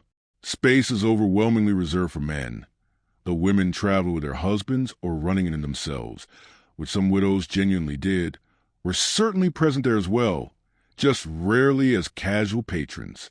Quilting for women occupied a fascinating dual role as both genuinely necessary domestic production and one of the era's most cherished social gatherings. A quilting bee brought neighboring women together around a single large frame, working collectively on a quilt that a single woman working alone might have taken weeks to complete by herself. The gathering stretching across an entire afternoon filled with conversation, news, and a kind of easy companionship that the isolated, labor-heavy nature of most colonial women's daily lives otherwise offered relatively little room for. These gatherings mattered enormously for reasons beyond the finished quilt itself. They were for many colonial women among the only regular occasions where they left their own households four walls and spent sustained hours in the company of other women, sharing burdens, advice, and simple human connection in a world that otherwise kept them working largely alone. Reading, where literacy allowed it, provided a quieter, more solitary pleasure, though the material available differed enormously from what a modern reader might expect. The Bible sat at the center of most colonial households, reading life alongside almanacs, which were genuinely among the most widely owned and read publications in the entire colonies. Combining practical information, weather predictions, planning guides, and astronomical data with proverbs, jokes, and short pieces of moral or entertaining writing functioning as something close to a yearly household reference book and entertainment digest rolled into one. Poor Richard's Almanac, published for years by Benjamin Franklin under his pen name, was by 1776 already a genuine cultural institution. Its aphorisms about thrift, hard work, and practical wisdom quoted and repeated in households that had never read a single other book cover to cover in their entire lives. Let's talk about winter for a moment, because the season shaped colonial daily life so thoroughly that describing an ordinary day without accounting for which season it fell and would leave out something essential. Summer. The season this particular year of 1776 is most often remembered for thanks to the Declaration's July date brought its own considerable hardships. Heat that made heavy wool clothing genuinely miserable. Insects that modern pest control has made almost impossible to fully imagine. Mosquitoes and flies in numbers that surviving diaries describe with real weary exasperation, and the constant urgent labor of the growing season pressing down on every available hour of daylight. Winter, though, tested a colonial household in an entirely different register, one built around scarcity, cold, and a dramatic contraction of the working day itself. Since daylight in December and January might offer only 9 hours between sunrise and sunset, compressing every outdoor task into a genuinely narrow window, the cold itself was not an abstraction to be adjusted away with a thermostat. Houses, even well-built ones, were drafty by any modern standard. Gaps around windows and doors letting in a steady, thin current of outside air that no amount of careful fire tending could ever fully overcome. Families in colder regions often slept with a warming pan, a long-handled metal container filled with hot coals, run briefly between the sheets just before bed to take the worst of the chill off before anyone actually climbed in. A small nightly ritual that made the difference between a bed you dreaded and a bed you could actually bear to enter. Multiple people shared beds as an absolute matter of course through the winter months, not simply out of necessity for space, though that mattered too, but genuinely for warmth. Body heat pooling under heavy layers of quilts and blankets in a way that a single sleeper, however well covered, simply could not replicate alone. Children often slept 2, 3, sometimes more to a bed, and this shared sleeping arrangement, so different from the modern expectation of separate rooms and separate beds for every family member, shaped a kind of physical closeness and constant low-level awareness of each other's presence that colonial childhood simply took for granted as the ordinary texture of night's rest. Indoor winter work filled the shortened days that outdoor labor could no longer occupy. Spinning, weaving, sewing, and mending consumed enormous stretches of a woman's winter hours. The household's entire clothing supply for the coming year often produced, patched, or repaired. During these months, when field work paused, men turned toward indoor tasks of their own, repairing tools and harnesses, carving wooden implements, splitting and stacking the truly staggering quantity of firewood a colonial household consumed across an entire winter, sometimes estimated at 20 or 30 cords for a single family. A volume of cut, split, and stacked wood that is genuinely difficult to picture until you have actually stood beside a wood pile of that size. Snow and ice brought their own specific dangers that a modern reader accustomed to plowed roads and heated cars can easily underestimate. A journey that took an hour in good weather might become genuinely dangerous, even fatal in a sudden winter storm, and colonial newspapers and diaries from this period record, with a regularity that feels almost shocking today, deaths from exposure among travelers caught unexpectedly by falling temperatures or a storm that arrived faster than they had judged. Livestock, too, required real vigilance through the winter months. A barn poorly sealed against wind or a water trough allowed to freeze solid without anyone noticing in time could mean the loss of an animal a family's entire economic survival depended on. Diversity in 1776 looked genuinely different across the 13 colonies than most modern summaries suggest. And I think it is worth spending real time on this because the phrase colonial America often gets flattened in popular memory into a single imagined culture when the actual lived reality on the ground was considerably more varied. Pennsylvania alone held substantial German-speaking communities, often called Pennsylvania Dutch, a corruption of Deutsch, whose farmhouses, foodways, and even daily speech differed markedly from their English-speaking neighbors just a few miles away. Dutch communities persisted in parts of New York, a lingering legacy of the colony's earlier existence as New Netherland, with their own distinct church traditions, architectural habits, and household customs still visibly shaping daily life more than a century after English control had formally replaced Dutch governance. Scots-Irish immigrants arriving in large numbers across the 18th century pushed heavily into the backcountry regions of Pennsylvania, Virginia, and the Corollas, bringing with them their own distinct Presbyterian religious traditions, their own patterns of farmstead layout, and in many cases a fierce independence from the more established, wealthier coastal elites who dominated colonial government, a tension that would shape political alignments through the Revolutionary period in ways that had genuinely little to do with the more famous ideological debates happening in Philadelphia. Huguenot families, French Protestants who had fled religious persecution in earlier generations, had settled in pockets from South Carolina to New York. Their descendants by 1776 often thoroughly assimilated into English-speaking colonial life, while still carrying faint threads of distinct culinary and religious tradition passed down through their families. Jewish communities, small but genuinely established, existed in port cities, including Newport, Charleston, Philadelphia, and New York, maintaining synagogues, kosher dietary practices, and distinct religious calendars inside a broader colonial culture that was overwhelmingly thoroughly Protestant Christian in its public institutions and assumptions. A Jewish household in Newport, keeping the Sabbath from Friday evening through Saturday, existed inside the same colonial world as the Puritan households of nearby Massachusetts, observing their own Sunday Sabbath.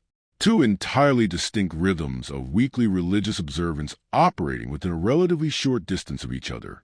And then there's the frontier itself, the western edge of colonial settlement. A genuinely different world from the more established coastal communities we have spent most of tonight describing. Families settling in the backcountry of Pennsylvania, Virginia, or the Carolinas often lived considerably more isolated lives, sometimes miles from any neighbor, in log cabins built quickly from whatever timber the surrounding forest supplied, without the more established infrastructure, mills, churches, formal roads that shaped daily life closer to the coast. Relations with Native American nations along this frontier, including the Cherokee, Shawnee, Iroquois Confederacy, and many others whose territories bordered or overlapped with colonial expansion, ranged across the full spectrum from trade and coexistence to genuine violence and displacement.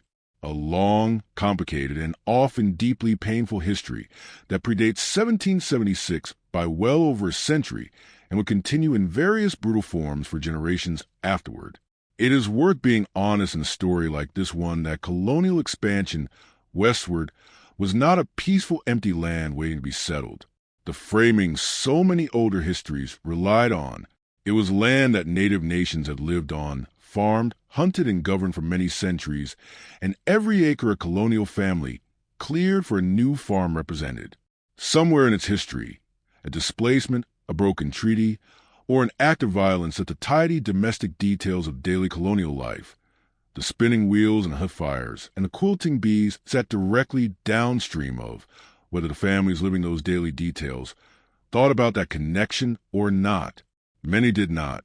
Some, particularly among certain Quaker communities in Pennsylvania, who maintained genuinely more respectful and negotiated relationships with neighboring native nations for a period of decades, thought about it considerably more than most. The full truth of this history deserves far more than a few honest sentences I can give it tonight.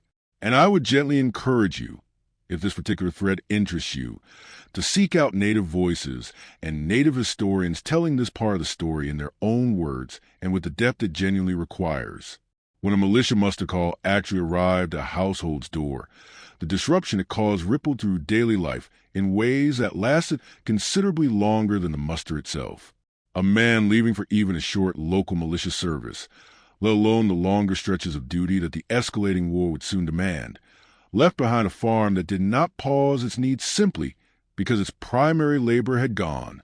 Wives, as we touched on earlier, absorbed this labor gap directly, and letters surviving from this period, written by women to husbands away with the militia or as the war, deepened with the Continental Army itself, a genuinely striking reading, full of practical farm updates delivered in the same breath as expressions of worry and longing. A wife reporting that the wheat looked promising this year in one sentence, and asking in the next whether her husband had enough warm clothing and whether he was eating properly. These letters traveled slowly and unreliably, carried by whatever traveler happened to be heading in roughly the right direction, sometimes taking weeks to arrive, sometimes never arriving at all, lost along a journey that had no tracking number, no guarantee, nothing beyond the goodwill of a passing rider willing to carry a folded, sealed letter one stage further toward its destination. A woman waiting for word from a husband or son with the Army lived inside a genuine sustained uncertainty that is difficult for a modern person accustomed to instant communication to fully inhabit. Weeks, sometimes months, could pass with no information at all, and the arrival of any letter, regardless of its actual content, carried an emotional weight that went considerably beyond whatever news it happened to contain, simply because it confirmed at minimum that the person writing it had still been alive on the day the ink went down. Some women did not stay behind at all.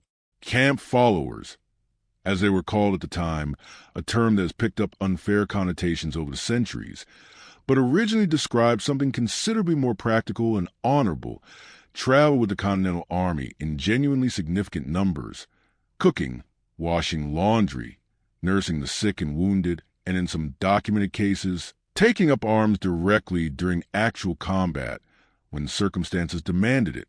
Martha Washington herself spent considerable time at winter encampments alongside her husband, and she was far from the only officer's wife to do so, though the experience of an ordinary solder's wife following the Army looked considerably harder and more precarious than anything available to a general's household.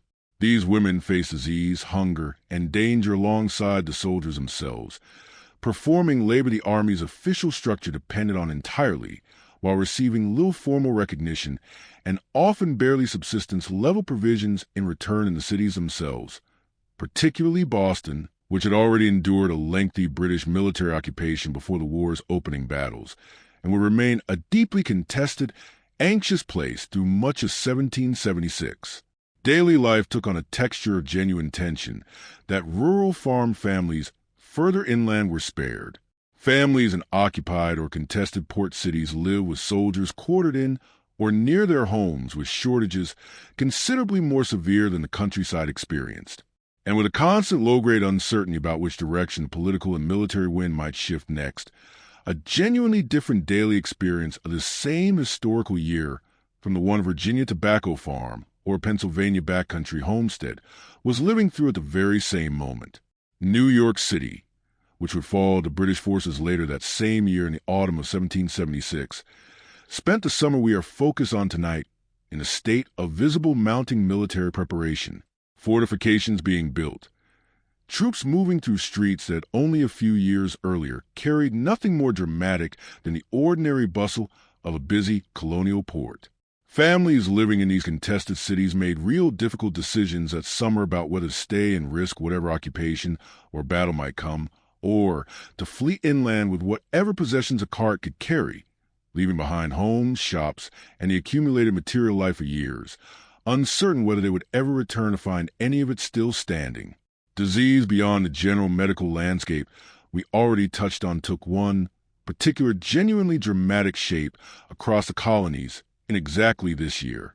And it is a detail most classroom accounts of 1776 leave out entirely, even though it shaped the daily reality of thousands of families, as directly as any battle did.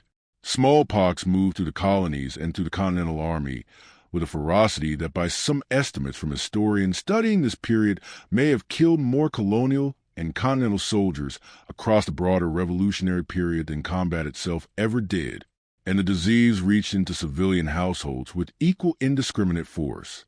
A Smallex outbreak did not arrive quietly. It announced itself first with fever and body aches that could, in the early days, resemble almost any ordinary illness before the characteristic rash appeared, spreading across the face and body, developing into the raised fluid-filled pustules that gave the disease both its name and its terror. Survivors, and there were many, carried visible pitted scarring for the rest of their lives. A permanent physical record legible on faces across every colony common enough that an unmarked, unscarred adult face was in certain communities during outbreak years almost as notable as a scarred one.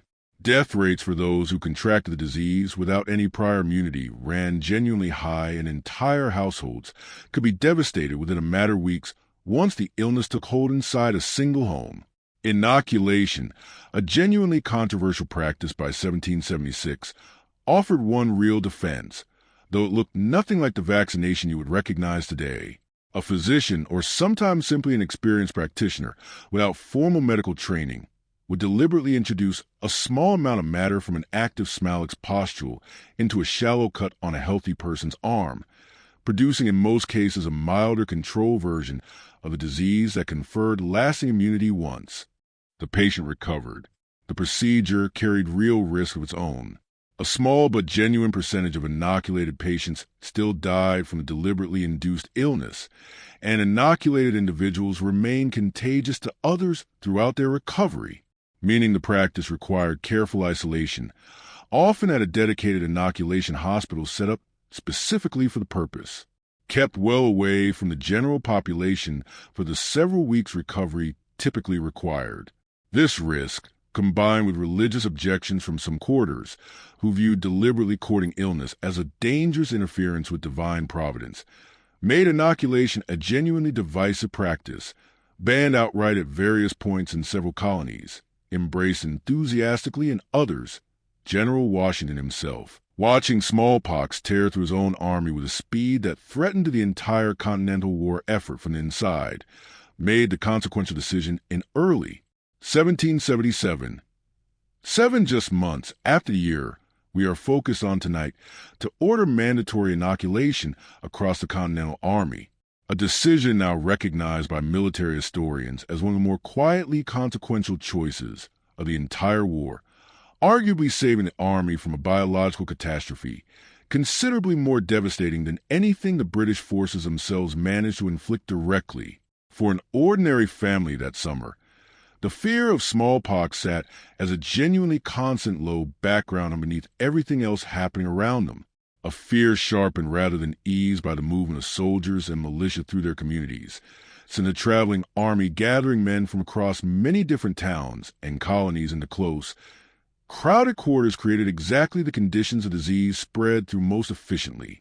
A mother watching her husband or son march off to join the militia that year carried alongside her fear of musket fire and British bayonets a very real, very immediate fear of disease that could travel home with him in his own body and sweep through her entire household before anyone even understood what was happening.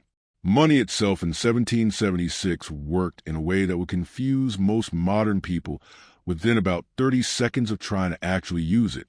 And understanding this small, confusing detail explains a great deal about how ordinary transactions actually happened between neighbors across the colonies. There was no single unified American currency. Not yet, not for years to come. Each colony issued its own paper currency valued differently against the others and against British pounds sterling and against an entire second informally circulating economy of Spanish silver dollars, which had become, thanks to extensive Spanish trade throughout the Americas, genuinely common in colonial pockets and cash boxes despite having nothing officially to do with any British colonial government at all. On top of this already tangled situation, the Continental Congress had begun issuing its own paper currency to help fund the war effort, and this continental currency would go on across the following several years to suffer such severe devaluation that the phrase "not worth a continental" entered the American language as a lasting idiom for something genuinely worthless. Though in the summer of 1776 specifically, that dramatic collapse still lay mostly ahead rather than already having happened. Given this genuinely chaotic monetary landscape, ordinary colonial households relied enormously on barter and informal credit to actually conduct daily business with each other. A system that functioned considerably more like a web of running accounts and mutual obligation than anything resembling a modern cash transaction. A farmer might bring eggs and butter to the local shopkeeper, receiving in exchange not coins, but a credit entered into the shopkeeper's account book of credit he could then draw against later for nails, cloth, or tools. The actual settling of accounts between the two men, sometimes happening only once or twice a year, and that often built entirely on a foundation of accumulated trust between people who had known each other and each other's family for years or even generations. This meant that a colonial household's genuine wealth was measured considerably less by cash on hand, which many families held remarkably little of at any given moment, and considerably more by land, livestock, tools, and the accumulated web of credit and obligation a family had built with its neighbors over time. An entirely different way of understanding prosperity than the bank balance focused framework most modern people carry around in their heads. A family could be in this sense genuinely prosperous while holding almost no actual coin at all. Their wealth expressed instead through a well-towed barn, a respected name in the local account books, and land that had in many cases been worked by the same family for 2 or 3 generations already. As afternoon eases into the later part of the day, and before we follow this household all the way into evening, I want to spend a moment on candles, because light itself, something you and I switch on without a single conscious thought, represented a genuine ongoing labor investment for a colonial family that is worth understanding properly. Candles were made at home, usually once or twice a year, in a dedicated session that filled the house with a heavy, faintly unpleasant smell that lingered for days afterward. Tallow rendered from animal fat, the least expensive and most common option, producing a candle that smoked more and smelled distinctly of the animal it came from, or beeswax, considerably more pleasant, considerably more expensive, generally reserved for special occasions, or for households with genuine money to spare. On the comfort of A, cleaner burning light. Dipping was a more common household method. A length of wick, usually twisted cotton or linen, repeatedly lowered into a kettle of melted tallow, and lifted out again, cooling briefly between each dip. The candle slowly, gradually thickening with each pass to the hot fat, a process requiring dozens of individual dips to build a candle of usable size, and requiring across an afternoon of this work the production of enough candles to genuinely last a household through several months. Since the whole point of the exercise was to avoid repeating this smoky, tedious labor any more often than absolutely necessary, wealthier households, or those with access to purchase candle molds, could produce more uniform candles more quickly, pouring melted tallow or wax directly into reusable metal or putter molds shaped like the finished candle, a genuine convenience by the standards of the day. And even once made, a candle was not treated casually. Households counted them, rationed them, and burnt them with real awareness of their cost. Because a colonial evening spent by candlelight was, in a very direct sense, spending stored labor, hours of rendering fat, and dipping wick every single time a candle got lit. This is worth sitting with for a moment because it explains something genuinely important about why colonial households organize their entire day around available daylight rather than around any fixed clock time. An arrangement summarized in the old saying, still occasionally heard even now, though its origin has mostly been forgotten: early to bed and early to rise.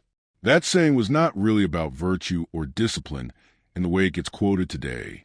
It was quite literally an economic strategy. Daylight was free. Candlelight cost real, tangible labor. A sensible household simply used as much of the free resource as possible before paying for the expensive one. By the time full evening genuinely arrives then, and the fire has been banked lower, and perhaps a single candle or two burns on the table, the household gathers into whatever quiet remains of the day. This is often when stories get told, not written stories, spoken ones passed between generations, with no fixed text at all, changing slightly with every retelling, depending on who was doing the telling, and what mood the room happened to be in that particular night. An older relative might recount a family history stretching back to whichever ancestor first crossed the ocean, the hardships of that crossing, embellished a little more with each passing decade, or a folktale about a local landmark, a strange rock formation, or an old abandoned foundation somewhere in the woods, said to be haunted or cursed by some half-remembered event that had happened there a generation or two earlier. Ghost stories genuinely were common entertainment on a colonial evening, told partly for the real pleasure of a good scare in a house lit only by firelight and a single candle, where every shadow in the corner of the room could, for a moment, plausibly be something else entirely. Music filled these evenings, too, more often than you might expect from a culture sometimes remembered unfairly as uniformly stern and joyless. Fiddles were genuinely common across colonial households of nearly every region and background. Relatively affordable, portable, and capable of carrying both the solemn hymn tunes some households favored and the livelier dance melodies that filled barn raisings, weddings, and other community gatherings throughout the year. Singing unaccompanied by any instrument at all remained the single most universal form of colonial music, making hymns above all, but also ballads, work songs and specific call and response singing traditions that enslaved communities had developed and maintained, drawing on West African musical structures carried across the ocean. Traditions that would go on over the following century to shape the entire future direction of American music in ways that the era itself had no way of anticipating. Dancing when the occasion allowed it brought real unguarded joy into colonial evenings. Contra dances and reels performed at weddings, at harvest celebrations, and at the specific genuinely festive gatherings that surrounded militia training days, which functioned somewhat surprisingly as much as community social occasions as actual military preparation. A militia muster day drew families from across a wide surrounding area into the town center, the men going through their drilling and training in the morning, the afternoon, and evening, frequently dissolving into something considerably closer to a fair food shared communally, contests of strength and skill, and as the light faded, music and dancing that stretched the day's genuine seriousness into something that also unmistakably felt like a celebration: weddings themselves. Once the courtship customs we discussed earlier had run their course toward an actual marriage, brought entire communities together in a way few other occasions could match. The ceremony itself, depending on denomination, might be relatively brief and simple, but the celebration surrounding it often stretched across an entire day, or even longer. Neighbors contributing food, drink, and labor. The newly married couple sometimes receiving practical gifts of household goods, tools, or livestock meant to help establish their new household, since a colonial wedding was understood quite explicitly as the founding of an entirely new economic unit within the community, not simply a private romantic milestone between two people. Harvest, when it arrived successfully, brought its own specific gratitude and celebration. A good harvest, meaning the difference between a comfortable winter and a genuinely difficult one.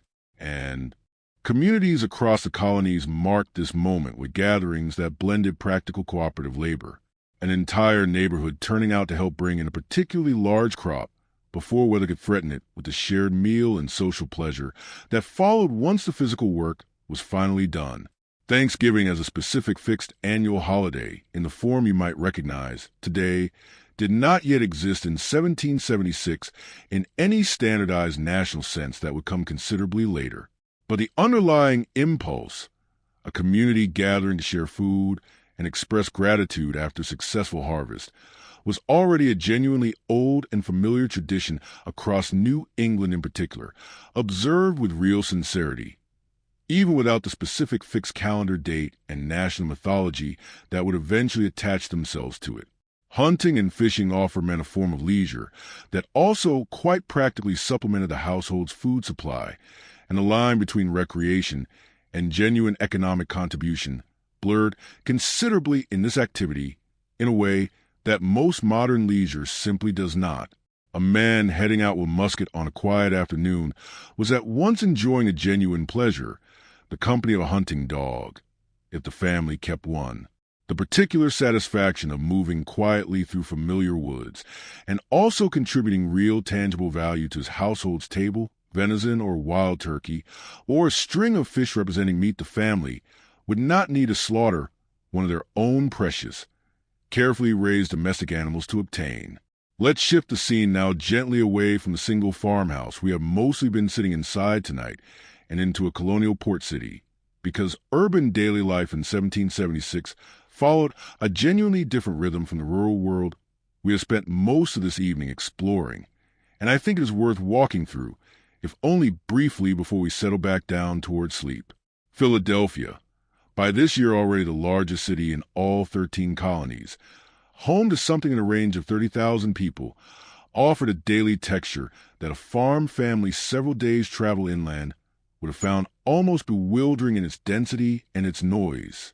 A merchant's wife in Philadelphia, married to a man who traded in imported goods, sugar, cloth, tea when it could still be had, spices carried across an entire ocean, ran a household that looked considerably more like the wealthier households you might already be picturing from other videos on this channel. Servants present, sometimes several, furniture and dishware imported rather than homemade, a genuine measure of comfort that most rural colonial families simply had no access to. And yet even this comparatively comfortable urban household still lacked in 1776 the running water, the reliable heat, and the basic conveniences that would make its daily rhythm recognizable to a modern visitor. She still relied on servants or her own labor to fetch water, still cooked over an open hearth, still dressed in the same fundamental layers of shift, stays, and gown that a farmwife 3 counties away was wearing that same morning, simply rendered in finer, more expensive fabric, one rung down this urban economic ladder. A shopkeeper's family lived directly above or behind the shop itself in the common colonial pattern, the wife often working the counter herself for stretches of the day, managing customers' credit accounts and inventory alongside her domestic responsibilities. A genuine blending of commercial and household labor that blurred lines a modern reader might expect to find kept carefully separate.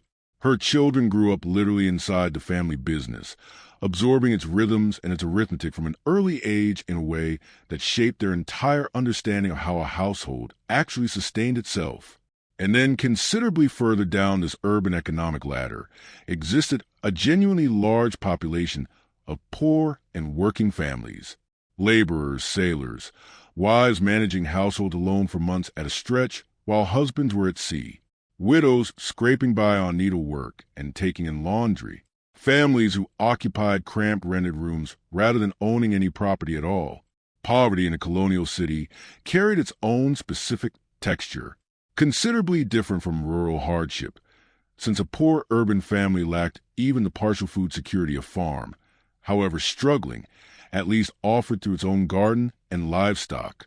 An urban poor family depended entirely on wages, credit, and when genuine crisis hit, on the uneven, often quite limited charity structures that colonial towns maintained, usually organized with a church or a small local poor relief system, considerably less reliable and considerably more precarious than anything a modern reader would recognize as a social safety net. Sailors' wives specifically occupied a genuinely distinct category of colonial womanhood worth pausing on because their husband's absence was not occasional way a militia muster might pull a farmer away for weeks at a time, but genuinely routine voyages lasting months, sometimes well over a year. Meaning these women manage entire households and frequently small businesses of their own, essentially as single heads of household for the majority of their married lives, developing an independence and competence that the formal legal structure of culture never quite acknowledged existed, even as it visibly, undeniably did. I want to return for a moment to the household of an enslaved woman, because I mentioned her briefly earlier, and I do not want that mention to be the only space she occupies in a story that claims to be about ordinary people's daily lives when her daily life, and the daily lives of hundreds of thousands like her across the colonies in 1776 was every bit as woven through with routine, with skill, with small private moments of care and resistance, as everything else we have spent tonight describing, even as it existed under conditions of theft and violence that nothing else tonight has had to reckon with in the same way. Maybe she is 32 years old, working in the kitchen of a Virginia plantation house, a role that carried within the deeply unjust hierarchy enslavers imposed a small measure of relative status compared to field work, proximity to the main house, sometimes better access to leftover food, but also brought its own particular burdens. Constant close proximity to the family that owned her, little privacy, and the specific exhausting demand of cooking two entirely different sets of meals each day, elaborate dishes for the household that enslaved her, and simpler, harder rations for her own family in whatever cabin they were permitted, foods drawing on both the European cooking traditions she had been forced to learn and the West African food ways her own mother or grandmother had carried across the ocean, and persistently preserved rice dish, okra, black-eyed peas, techniques and ingredients that would over the following centuries fundamentally shape what the entire world now recognizes as Southern American cooking, a debt the wider culture has been painfully slow, to properly acknowledge her own children if she had been permitted to keep them near her, which was never guaranteed and depended entirely on the will of the people who claimed ownership over her family, grew up understanding from an almost impossibly young age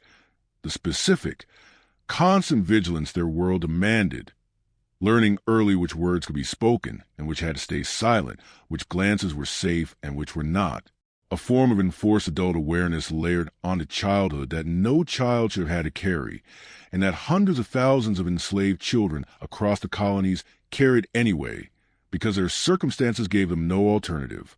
And still inside these brutally constrained circumstances, enslaved communities built genuine, resilient culture quietly, insistently in whatever narrow margins they were permitted, music that carried coded meaning invisible to those who enslaved them, herbal medicine knowledge drawn from both African tradition, and knowledge exchanged sometimes with native communities that treated illness and injury when no formal doctor was ever made available to them. Family bonds maintained and fiercely protected even when the law offered them no recognition whatsoever. Godparents and chosen kin stepping in when blood relatives were sold away. A practice of extended, resilient family structure that enslaved communities relied on precisely because the legal and economic system around them was actively, constantly working to tear biological families apart. Indentured servitude, which we touched on briefly earlier, deserves a slightly fuller look as well, because it occupied its own distinct, legally different position from chat slavery, while still representing a genuinely hard and constrained existence for the people living inside it. An indentured servant, having traded a fixed term of years for the cost of an Atlantic crossing, worked under the direction of whoever held their contract, often with limited personal freedom, subject to physical punishment in many colonies, and without wages during the term of service itself, though with the essential legal difference that this bondage was, at least in principle, temporary, and often included at the end of the term of promise of what got called freedom dues, a small payment or grant front of land, tools, or clothing meant to help a newly freed servant establish an independent life. In practice, this promise was honored with genuinely wide inconsistency, and many former indentured servants emerged from their term with considerably less than they had been promised into a colonial economy that offered a formally bound labor with little capital and few connections, a genuinely difficult path toward the independent prosperity the system's own mythology had promised them.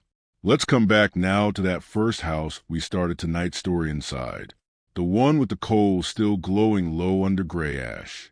Because I want to walk you all the way through to the end of this particular day with her, the woman we met before dawn this morning, kneeling at the hearth with a tinder box in her hands. Let's call her Mercy, a name genuinely common enough in New England households of this period that it would not have raised a single eyebrow. One of those old virtue names. Patience, prudence, charity, mercy that Puritan families favor for daughters for well over a century. A small daily reminder spoken aloud every single time someone called her name across the yard of exactly which qualities her community expected her to embody by the time full dusk settles over her farm. Mercy has been awake for something close to 17 hours, and the specific texture of her tiredness by this point in the evening is worth naming honestly, because it was not the tiredness of a single long task, but the accumulated weight of dozens of separate small tasks, each one manageable alone, all of them together forming a kind of exhaustion that had genuinely nowhere to be set down until the household finally fully stopped for the night. The last of the evening milking is done. The chickens are shut in, whatever mending needed doing by candlelight. A torn hem, a stocking with a hole worn through the heel, gets picked up now in these final quiet hours, her needle moving by a single flickering flame while the rest of the household settles. Her husband, if he is home this particular night and not away with the militia, might be doing his own version of this quiet evening labor nearby, oiling a harness, sharpening a blade. The two of them working in a companionable silence that required no conversation to feel complete.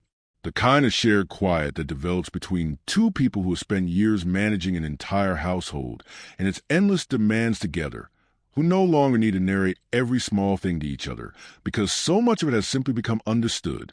The children by now are being coaxed toward whatever sleeping arrangement the house holds, the youngest already drowsy against Mercy's shoulder, the older ones climbing the ladder toward the loft with particular reluctant slowness of children who are tired but not yet ready to admit it. A last cup of milk, perhaps before bed, a prayer said aloud, sometimes led by Mercy herself, sometimes by her husband if he is present, thanking whatever providence had carried the household safely through another day. A genuine, unironic gratitude that shows up again and again in the surviving diaries and letters of this period, offered by people whose days had contained more physical hardship than most modern readers will ever personally know, and who still each night found something specific and real to be thankful for. Sleep itself in 1776 is worth understanding a little more closely, because the shape of a colonial night differs from a modern one in ways that recent historians have found genuinely fascinating. Considerable evidence drawn from diaries, court records, and medical texts of the period suggests that many people across this era, not universally, but commonly enough to be a recognized and unremarkable pattern, slept in two distinct segments through the night, what some historians now call first sleep and second sleep, with a waking period of an hour or more in between, somewhere in the deep quiet of the night used for quiet reflection, prayer, low conversation with a spouse, also lying awake or simply resting in the dark without any particular urgency to fall back asleep immediately. This makes a certain kind of sense once you actually sit with it, without artificial light structure in the evening, into the single continuous block modern life expects sleep to occupy, and with a solid 9 or 10 hours of actual darkness available through much of the year, especially in winter, a colonial household's sleep naturally spread itself across a longer window, unhurried, broken by this quiet middle waking that carried none of the anxiety a modern person might feel. Checking a clock at 3 o'clock in the morning, because there was no clock to check, no morning alarm demanding a specific return to sleep. The night simply was what it was, long and dark, and within it room enough for waking gently and drifting back down again without any pressure attached to either state. Mercy, lying in the dark beside her sleeping children this particular night in the summer of 1776, likely spent some portion of her own quiet waking hour, thinking about the letter that has not yet come. Whichever son or husband or brother is somewhere with the militia this season, the specific ache of not knowing tonight whether he is safe, warm, fed, whether the news that eventually reaches her farm will be good or terrible, an uncertainty that sat that particular summer underneath the surface of even the most ordinary domestic tasks, present in a way that never fully announced itself, but never fully left either. And this is, I think, one of the truest things I can offer you about this specific year, 1776, the one everyone remembers for its single famous document, and its fireworks and its declarations. For the overwhelming majority of the people actually living through it, the ones spinning thread and churning butter and nursing infants and bearing the occasional grandparent, it did not feel from the inside like a hinge point in world history. It felt like an ordinary, difficult, occasionally joyful year, made harder than most by shortage and uncertainty, and the specific dread of a war whose outcome nobody living through it could possibly have known in advance. Stitched through with the same small daily rituals, the same fires lit before dawn, the same bread baked in mended stockings and evening prayers that had structured colonial life for generations before it, and would continue to structure for years after the specific political outcome of that year was finally settled. That is the thing history books rarely manage to convey properly, because history books are by their nature written backward from an ending we already know toward a beginning that felt to people actually living it genuinely uncertain in every direction. Mercy did not know, lying awake in her quiet hour that night, whether the cause her husband had marched off to serve would succeed or fail, whether the shortages would ease or worsen, whether the child sleeping beside her would grow up in an independent nation, or a defeated colony reabsorbed, punished back into an empire it had briefly, audaciously tried to leave. She simply did what the moment in front of her demanded, the way people in every era of history have always simply done what the moment in front of them demanded. One ordinary day folded into the next, until eventually enough of those ordinary days had accumulated into something large enough to be called history at all. Let's step back briefly to the beginning of a life rather than its end, because we spent real time earlier on the risks of colonial childbirth. And I think the arrival of a healthy child deserves its own moment tonight, too, since it happened despite everything working against it with genuine regularity across every household we have discussed. Once a baby was safely delivered, usually inside the same room the family used for nearly everything else, attended by the midwife and very often by several other women of the household or neighborhood who had come to assist and to keep the mother company through. Labor, a practice that meant childbirth, whatever its dangers, was rarely a lonely experience, surrounded instead by a genuinely dense, supportive network of female community.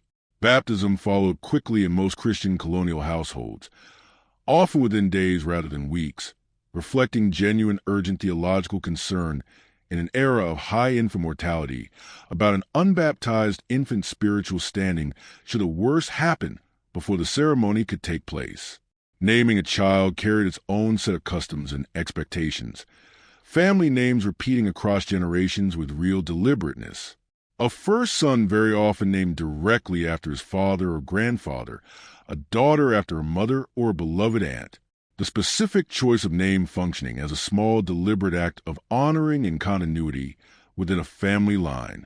Though we already touched on how New England households in particular also favored those virtue names, mercy, patience, prudence, hope, names that doubled as a kind of daily spoken aspiration for the child who carried them. Godparents and denominations that observed the tradition took on genuine responsibility, not the largely ceremonial role the term often implies today, but a real socially understood obligation to help raise the child in the faith, and in the event of a parent's death, sometimes to take on considerably more direct responsibility for the child's upbringing, a safety net woven directly into the fabric of colonial family structure. Precisely because parental death was common enough that every family needed some backup plan for its children already quietly in place. Now, Let me carry you somewhere slightly different for a stretch, away from Mercy's farm. Because I don't want tonight's story to leave you with the impression that a single household's rhythm speaks for the whole colonial America, and there's a version of the same summer worth glimpsing from a genuinely different vantage point. Picture instead a small fishing village on the Massachusetts coast, somewhere north of Boston, where the entire rhythm of daily life bends around the sea rather than the field. Maybe here she is a fisherman's wife, her husband gone for stretches of days or weeks at a time out on the fishing banks, and her daily labor, while it shares plenty in common with Mercy's farm animals if the family kept any. A garden. The same spinning and cooking and mending carries its own additional weight entirely specific to a coastal life. Salting and drying the catch when the boats come in forms an enormous urgent labor push concentrated into short, intense windows of time. An entire village's women working together along the shore, gutting and splitting fish, laying them out on drying racks under a sun that has to do its work quickly before spoilage sets in. The smell of the process settling over the entire village in a way that anyone who grew up in such a place would tell you never fully left their memory. Decades later, even after they'd moved far away from any coastline at all, she watches the water more than Mercy watches her fields and scents, scanning the horizon on evenings when the boats are expected back. A specific coastal anxiety layered on top of the same wartime uncertainty. Every colonial family carried that particular summer, since British naval activity along the coast that year had made even ordinary fishing voyages considerably more dangerous than they had been in peaceful years.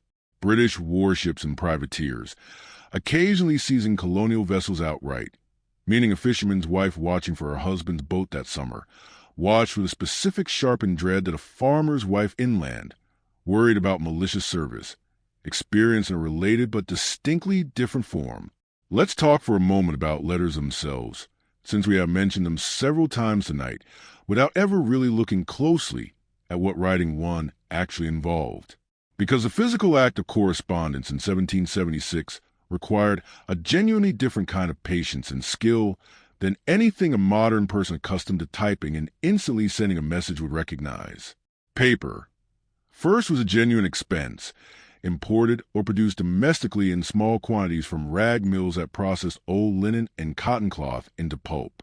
Expensive enough that a colonial letter writer used every available inch of a page, sometimes turning the paper sideways once filled, and writing a second layer of text directly across the first at a right angle, a practice called cross-hatching that produced pages genuinely difficult to read, even for people fluent in the handwriting of the era. But that saved considerable money on an expensive resource. Ink was frequently made at home, as we touched on earlier regarding schoolwork, from oak gules and iron filings, a substance that needed to be mixed fresh with some regularity, since it could thicken, separate, or simply dry out if left too long in its container. A quill pen cut from a goose or occasionally a swan feather required regular trimming and sharpening with a small specific knife, unsurprisingly called a penknife, a term that has survived into the modern language for an object that now has almost nothing to do with pens at all. The original purpose behind the name mostly forgotten.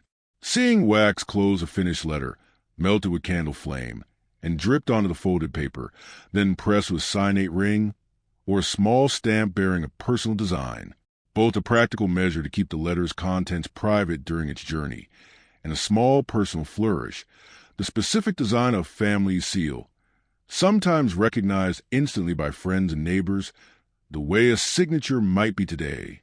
And then the letter needed an actual physical carrier, since there was no reliable centralized postal system reaching every corner of the colonies the way you might assume. Some routes existed. Official post riders carrying mail between major cities on a schedule, but reaching a more rural address often depended entirely on finding someone, a neighbor, a traveling merchant, a friend heading in roughly the right direction, willing to carry a letter the final stretch of its journey as a simple favor. Meaning the actual arrival of correspondence carried an element of genuine chance that modern mail, whatever its own frustrations, rarely involves anymore.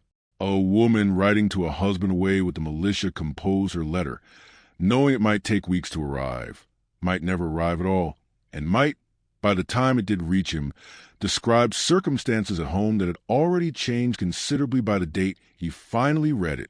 A strange kind of communication, existing permanently, a little bit out of sync with the present moment of either the writer or the reader. Each letter a small message sent forward into an uncertain future, answered, if it was answered at all, by a reply that would itself take its own uncertain weeks to complete the return journey. Let me carry you to one more household before we settle fully back towards sleep, because there is a particular tension worth understanding, that a great many colonial families lived inside that summer, one that most tellings of 1776 skip pass entirely in favor of a simpler, more unified story of patriotic unity. Not every colonial family supported independence, and not every family that opposed British taxation policy believed the answer was armed rebellion. Picture a Quaker household in Philadelphia, a community whose religious convictions held pacifism as a genuinely central non-negotiable principle, refusing to bear arms in a conflict on grounds of deep, sincerely held faith rather than any particular loyalty to the British crown itself.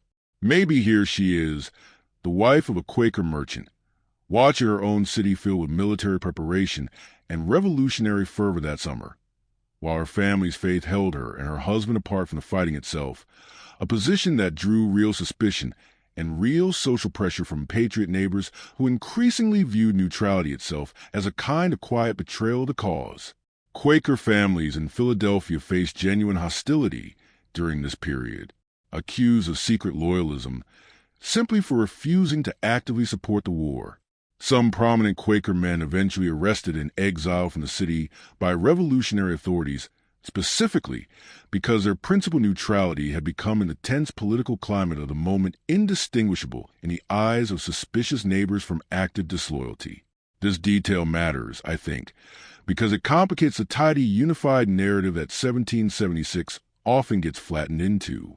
A whole colonial population apparently marching in lockstep toward a shared, obvious conclusion. The actual reality held genuine, sincere disagreement within colonial communities themselves. Families divided over strategy, over principle, over risk. Neighbors who had lived beside each other peacefully for decades, suddenly finding themselves on opposite sides of a question that will before the wars end tear some of those relationships apart permanently. Loyalists, colonists who remained genuinely loyal to the British crown and opposed independence entirely, made up a meaningful portion of the population in every single colony. And their daily life that summer carried its own specific fear, watching a revolutionary movement gain momentum around them, while their own convictions placed them increasingly on what would prove to be the losing, and in many communities a genuinely dangerous side of a conflict that would eventually drive tens of thousands of loyalist families to flee the colonies entirely by the war's end, resettling in Canada, in Britain, or in other corners of the British Empire. An enormous, largely forgotten displacement running quietly alongside the more celebrated story of the Revolution's founding. Autumn, when it finally arrived that year, brought its own specific wartime urgency layered on top of the ordinary seasonal pressure of bringing in a harvest before frost and rain could damage it. With so many able-bodied men away with the militia or the newly formed Continental Army, harvest labor across the colonies fell even more heavily than usual on women, older children, and whatever hired or enslaved labor a household had access to.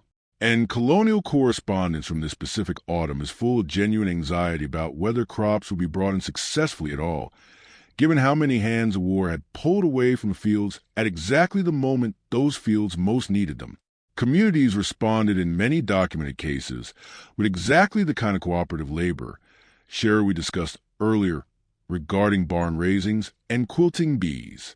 Neighboring households pooling their remaining labor to bring in each family's harvest in sequence, moving from farm to farm across the surrounding countryside, a practical communal solution to a genuinely difficult wartime labor shortage that also, in its own way, strengthened the exact kind of neighborly bonds and mutual reliance that would help these same communities endure the considerably longer, harder years of war still lying ahead of them, that autumn years none of them could yet know the true shape or length of before we ease all the way back down into sleep. I want to hand you a small handful of the stranger, more specific details from this world. The kind of thing that does not fit neatly into any single theme, but that I think genuinely deserves a place in tonight's story, because they're the details that make 1776 feel less like a date printed in a textbook, and more like a place actual people actually lived inside. Toothbrushes in any form you would recognize barely existed yet in the colonies, and the ones that did, imported from England at real expense, used bristles taken from the necks of hogs, set into a bone or would handle, a genuinely uncomfortable sounding object that most colonial households simply did without, relying instead on the rag and tooth powder method we already discussed. Umbrellas existed, but were considered through much of this period a somewhat unusual and even faintly suspect accessory for a man to carry, associated more with women or with a kind of delicate affectation that a properly rugged colonial gentleman was expected to shrug off in favor of simply getting wet. Ice in the depths of winter got cut in large blocks from frozen ponds and lakes, hauled to a specially built ice house, layered thickly with sawdust or straw for insulation, and preserved remarkably well into the following summer, allowing a genuinely wealthy household the rare, prized luxury of a cold drink, or even something resembling ice cream on a hot July evening, an almost unimaginable extravagance to a farm family who had never tasted anything colder than well water in their entire lives.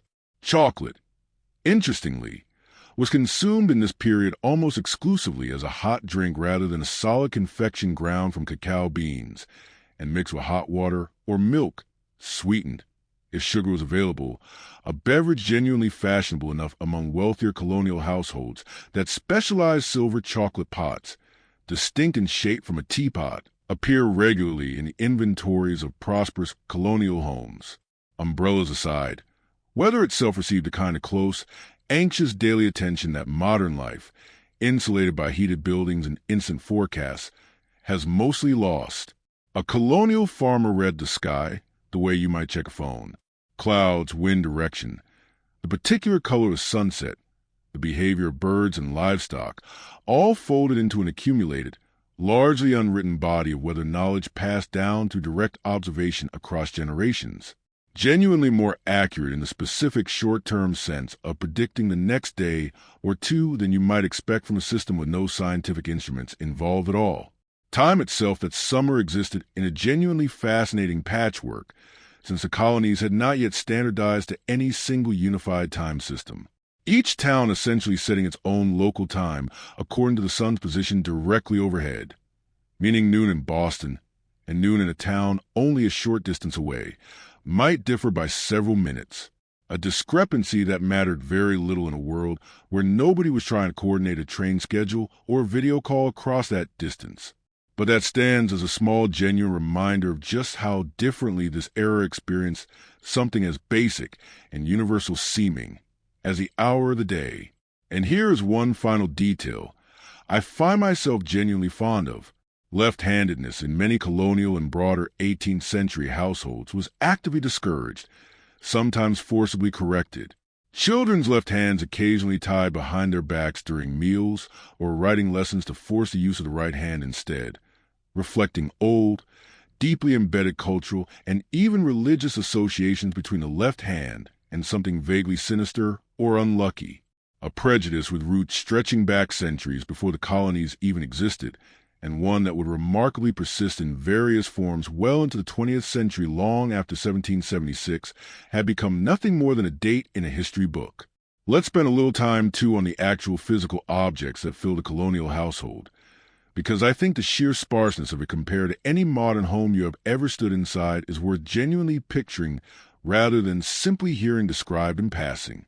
An ordinary farming family's main room held in most cases remarkably few pieces of furniture by modern standards, a table, several stools or benches, and perhaps one or two actual chairs reserved for head of household or an honored guest, a chest or two for storing linens and clothing, since built-in closets simply did not exist in colonial home construction, and the bed itself, often the single most valuable piece of furniture the family owned, sometimes explicitly named and passed down in wills with specificity that modern furniture rarely receives. The best bedstead, the second best bedstead.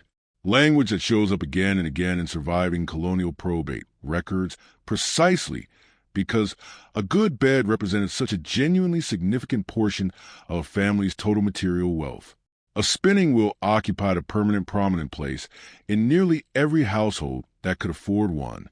Its wooden wheel and spindle are familiar enough silhouette that it shows up repeatedly in the surviving art and imagery of the period, functioning almost as a visual shorthand for domestic industry itself.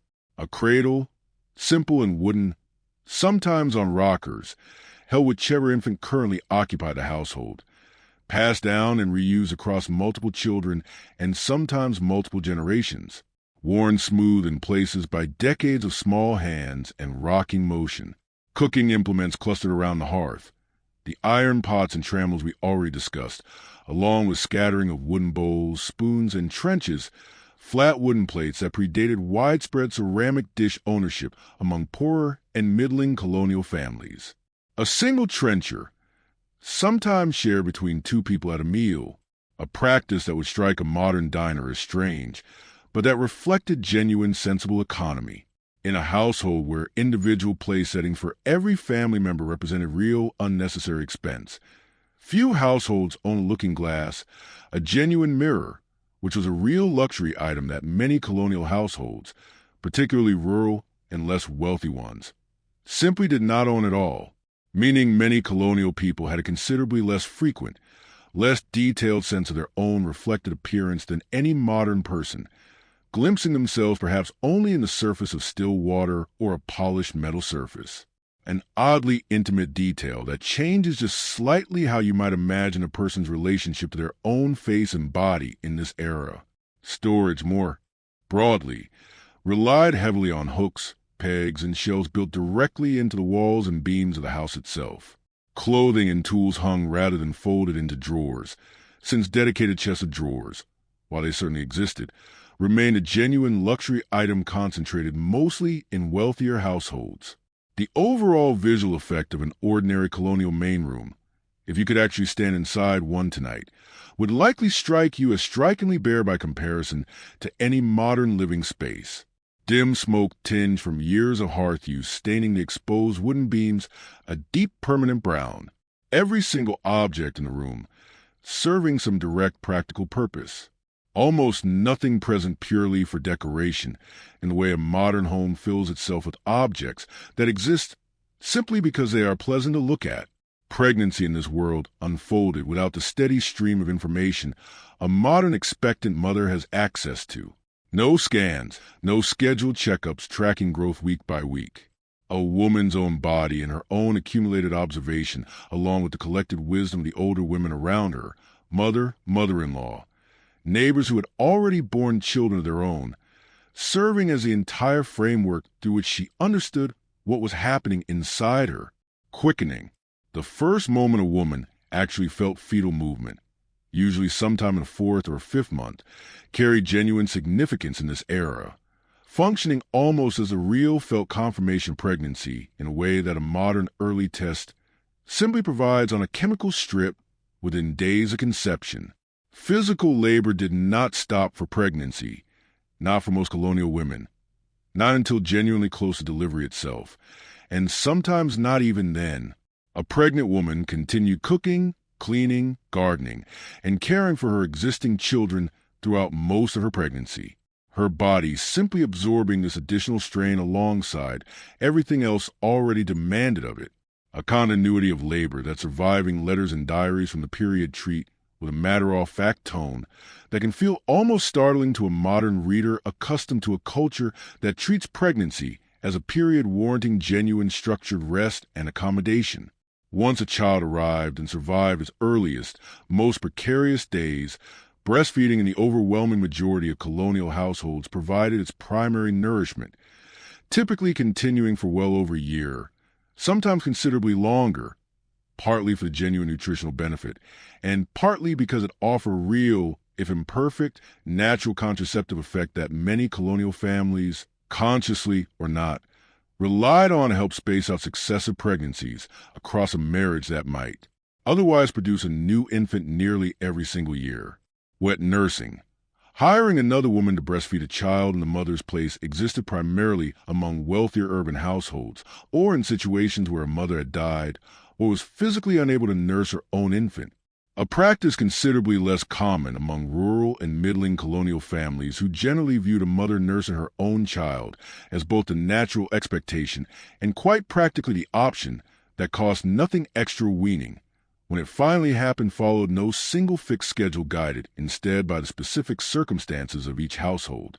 A new pregnancy sometimes hastened the process, a particularly difficult harvest year, sometimes extending it, since a nursing infant requiring less additional solid food represented in some practical sense a slightly less expensive mouth to feed than a newly weaned toddler suddenly needing a full share of the household's limited food stores. Livestock beyond the milking cow we have already spent considerable time with tonight formed an essential backbone of nearly every rural colonial household's daily reality. And each animal on a colonial farm carried its own specific demands and its own specific value that shaped the family's daily choices in ways worth walking through properly. Pigs, genuinely central to colonial food security, required comparatively little daily attention through much of the year, often allowed to forage wild through nearby woodland, fattened deliberately in the final weeks before the autumn slaughter on a more concentrated diet of corn and kitchen scraps. That autumn slaughter itself a genuinely major household event drawing extended family, and sometimes hired help for a full day of butchering, salting, and smoking that would produce the bulk of a family's meat supply for the entire coming year. Sheep provided wool, the raw material behind so much of the spinning and weaving we discussed earlier, sheared once a year in late spring, a task requiring real skill to complete quickly and cleanly without injuring the animal. The raw fleece then needing to be washed, carded, meaning combed to align the fibers in preparation for spinning before it could become usable thread at all. An entire additional layer of labor sitting invisibly behind every finished piece of wool clothing a family wore.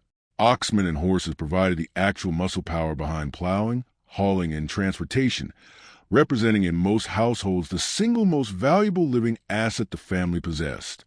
Genuinely more valuable in many cases than the land itself, since land, without the animal power to work it produced considerably less value.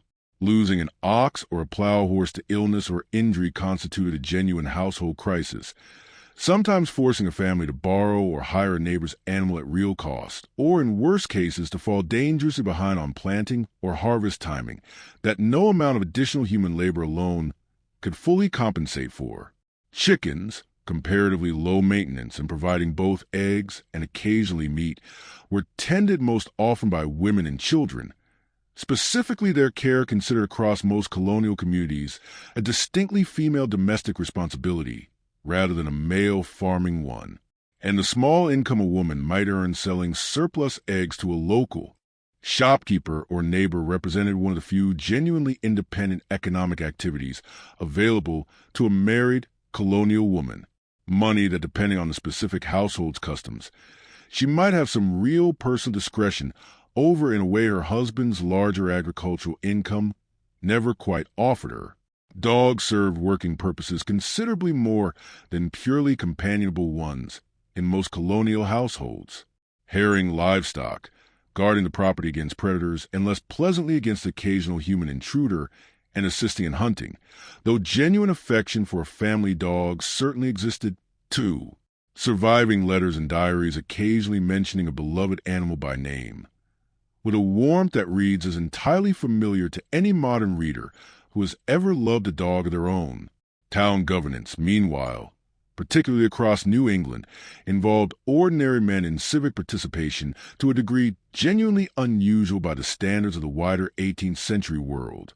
The New England Town Meeting, an institution already well over a century old by 1776, gathered eligible male residents, typically property-owning men, to vote directly on local matters, road maintenance, school funding, the hiring of a minister in a format of direct democratic participation that stood in real contrast to the more distant hierarchical governance structures common across most of Europe at the time.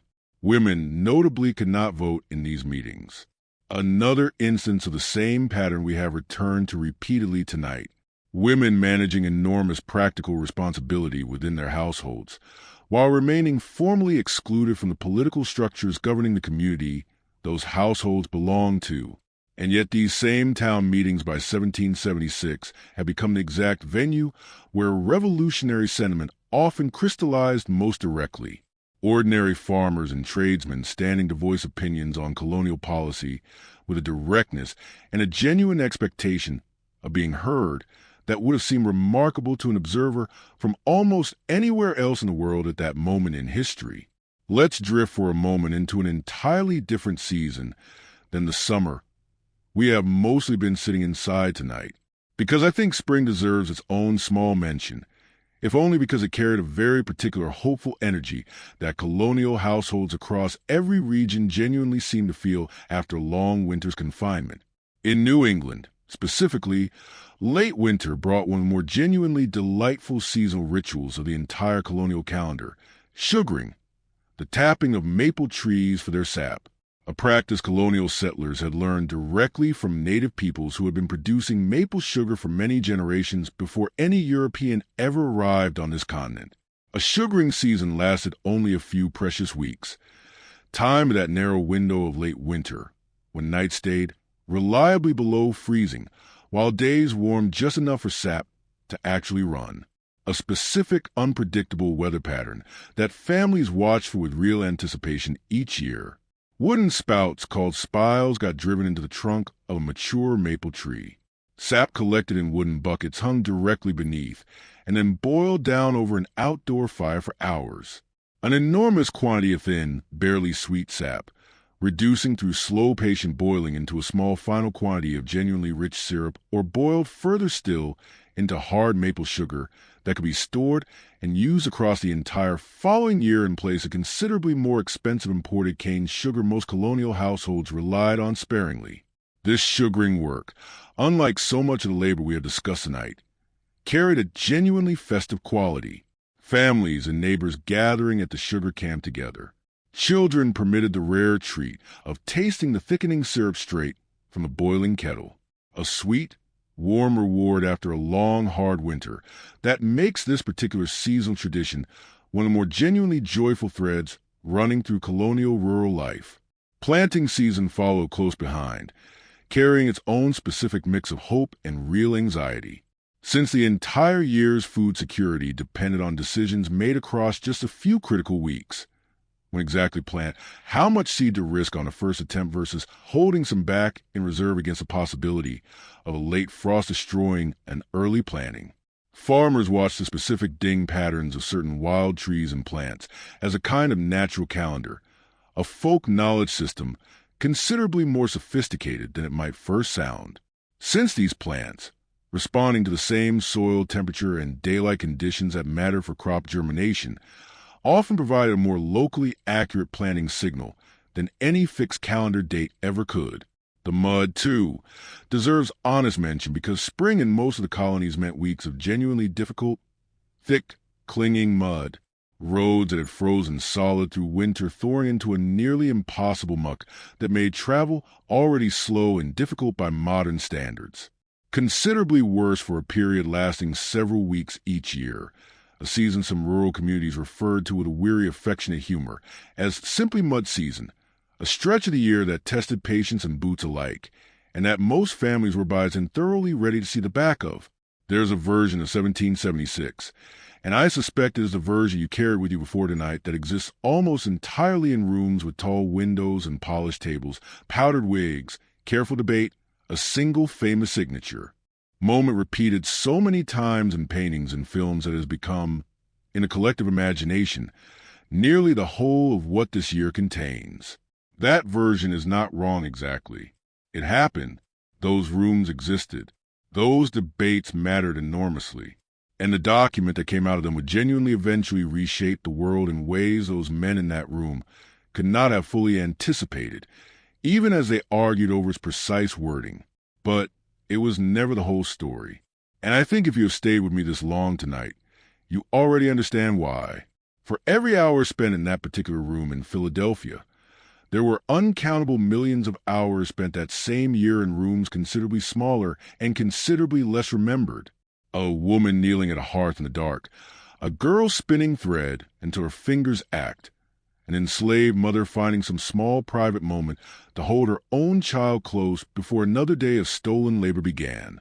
A midwife riding out through a cold night toward a farmhouse, where a woman's life and her infant's life both hung on hands that had learned their skill through nothing but years of direct, repeated experience. Those hours multiplied across every single day of that year, across every colony, across every household, regardless of its wealth or its politics or its position in a social order that granted some people enormous privilege and denied others almost everything, are what actually constituted the lived reality of 1776. For the overwhelming majority of the roughly 2.5 million people who called the 13 colonies home that summer, what I find myself genuinely moved by thinking about all of this is how much competence, how much quiet, unglamorous skill sat inside these ordinary households that history rarely bothered to record by name. A woman who could deliver a baby, treat a fever, spin and weave an entire family's clothing, manage a farm's books, and labor in her husband's absence, and still find some small reserve of tenderness left over for a frightened child at the end of an 18-hour day, was operating, by any honest measure, at a level of sustained competence that would exhaust most modern people within a single week of trying to replicate it. History remembered the men who wrote the founding documents. It mostly forgot the women and the enslaved people and the ordinary working men whose daily unglamorous labor made the entire world those documents were written inside of possible at all. I don't say any of this to diminish what happened in that room in Philadelphia. I say it because I think a fuller, truer version of this year holds both things at once. The enormous political document and the enormous, largely unrecorded labor of everyone whose lives that document would eventually touch. And I think there is something worth honoring in finally, even 300 years later, giving some real, unhurried attention to the second half of that story. The half that rarely got written down at all. The half that survives now mostly in the objects these people left behind. A worn wooden trencher, a carefully mended quilt, a single surviving letter folded and sealed with wax carried by hand across a distance that would take you only a single afternoon to cover in a car. And it took them that summer a genuine uncertain journey of days. Mercy does not know that particular night what is still ahead of her. She does not know that the war her husband has marched off toward will stretch on for 7 more long years, considerably longer than anyone gathered that summer genuinely expected it to. She does not know whether her own farm will still be standing untouched by the fighting when it finally ends, or whether the winter 2 years from now will be harder than any she has yet lived through, harder even than the terrible one soldiers not so very far from her own farm would spend. That same war in a place called Valley Forge, a name she has not yet heard and could not yet locate on any map, even if she had. She does not know that the daughter sleeping beside her tonight will grow up to tell her own grandchildren about this exact summer, about a mother who kept a farm running alone through fear and shortage and uncertainty. A story that will outlive every single object in this small, dark room by a margin of centuries. She knows only what tonight actually contains, the particular weight of her own tiredness, familiar and almost comfortable by now, worn into her body the way a path gets worn into a field by years of the same daily walking. The sound of her children's breathing, slow and even somewhere close in the dark, the last low murmur of coals settling in the banked hearth, the fire she will wake before dawn and coax back to life all over again, the way she has done every single morning of her adult life, the way women in households not so very different from hers were doing that same night in Boston and Williamsburg and Charleston, and 1,000 small towns and farms scattered between them, an entire continent of small fires being banked down for the night, ready to be called back to life again in just a few short hours. There is something I think genuinely worth carrying with you from all of this, long after tonight's particular details have faded the way most details from a bedtime story eventually do. It is this: an ordinary day lived with care and competence and quiet endurance by a person whose name history never bothered to record is not a small thing simply, because it went unrecorded. It was for the person living at the entire visible world as real and as demanding and as occasionally unexpectedly sweet as anything happening in any grander room on any grander stage anywhere else that same day. Mercy's day mattered exactly as much as a day happening in Philadelphia that same July.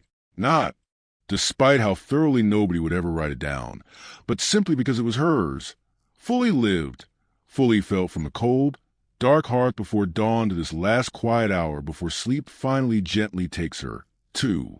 There is one more figure worth pulling into tonight's story before we let close, because she appears in nearly every colonial household we'll walk through tonight without ever quite stepping into the center of the frame. And I think she deserves a moment there now. The grandmother, the older woman, sometimes a widow, sometimes simply advanced in years within a household still headed by her own husband, occupied a genuinely essential, if quietly understated, position inside colonial family life. She was very often the household's primary keeper of medical knowledge, the one who's accumulated decades of experience treating fevers and setting minor injuries, and knowing exactly which herb addressed which complaint made her, in practice, the family's first and most trusted line of medical care. Long before any doctor was ever sent for, she minded the youngest children while their mother's hands were occupied with heavier labor, told the stories that got passed down, and slowly altered across each retelling, and carried in her own memory a living record of the family's history stretching back further than any written document the household possessed. Her hands, by this stage of life, likely showed the accumulated visible toll of decades spent at exactly this kind of labor we have spent all night describing. Joints thickened and stiffened by arthritis that no colonial remedy could genuinely ease, though willow bark tea, taken for its mild pain-relieving properties, offer at least some modest comfort on the hardest days. An unmarried woman past the usual age of marriage, sometimes called by the era's own somewhat unkind term, an old maid or spinster, occupied a genuinely more precarious position within colonial society, since the entire economic and legal structure of the era assumed a woman's security flowed through marriage, through a husband's household, and eventually his. Inheritance. A woman who never married, whether by choice, by circumstance, or by the simple demographic accident of living in a community where eligible men were scarce, often remained within a parent's or sibling's household indefinitely, contributing her labor, her spinning and weaving skill in particular, considerably valuable in a household with several children of its own, in exchange for security that household offered her in return. The very word spinster in fact traces its origin directly to this exact arrangement, an unmarried woman's labor at the spinning wheel having become over generations of common usage, so thoroughly associated with her marital status that the occupation and the social category eventually fused into a single word still carried in the language centuries after the specific economic arrangement that produced it has been almost entirely forgotten. Some unmarried women, particularly in port cities with more diverse range of economic opportunity available, built genuinely independent lives outside this pattern entirely, running small shops, taking in sewing or laundry work, or in a meaningful number of documented cases, working as school teachers for younger children in communities that permitted women to hold this particular role. A genuinely respectable, if modestly paid, path toward a self-sufficient life that did not depend on marriage at all. These women existed in smaller numbers than their married counterparts, but they existed nonetheless. Quiet evidence, if you look closely enough at the surviving records, that colonial womanhood, whatever its formal legal and social constraints, was never actually as uniform or as narrowly defined as its official rules might suggest. The house is fully quiet now. Somewhere outside, an owl calls once, twice, and falls silent again. The only sound moving through a darkness that holds nothing else. No distant traffic, no hum of electricity, no glow of a screen anywhere within perhaps 100 miles in any direction. Just this house, this family, this particular pocket of quiet breathing set down inside a summer night in 1776 that felt to the people actually lying inside it exactly as ordinary and exactly as complete as tonight feels to you. Mercy's eyes are closed. Her hand still rests out of pure habit against the small shoulder the child curled beside her, a touch she is barely aware of making anymore after years of these same nights. The same gesture repeated so many hundreds of times that her body performs it now without any conscious thought at all. The way your own hand might find a familiar edge of blanket or pillow without your mind ever needing to direct it there. Her breathing has slowed. Whatever worry had been sitting with her in that quiet waking hour we spent with her earlier, the letter that had not yet come, the uncertain shape of the month still ahead, has loosened its grip, at least for tonight, enough to let sleep finally take her the rest of the way down. And here's where I want to leave her and leave you too, because I think there is something genuinely worth carrying out of tonight's story and into whatever rest is waiting for you right now.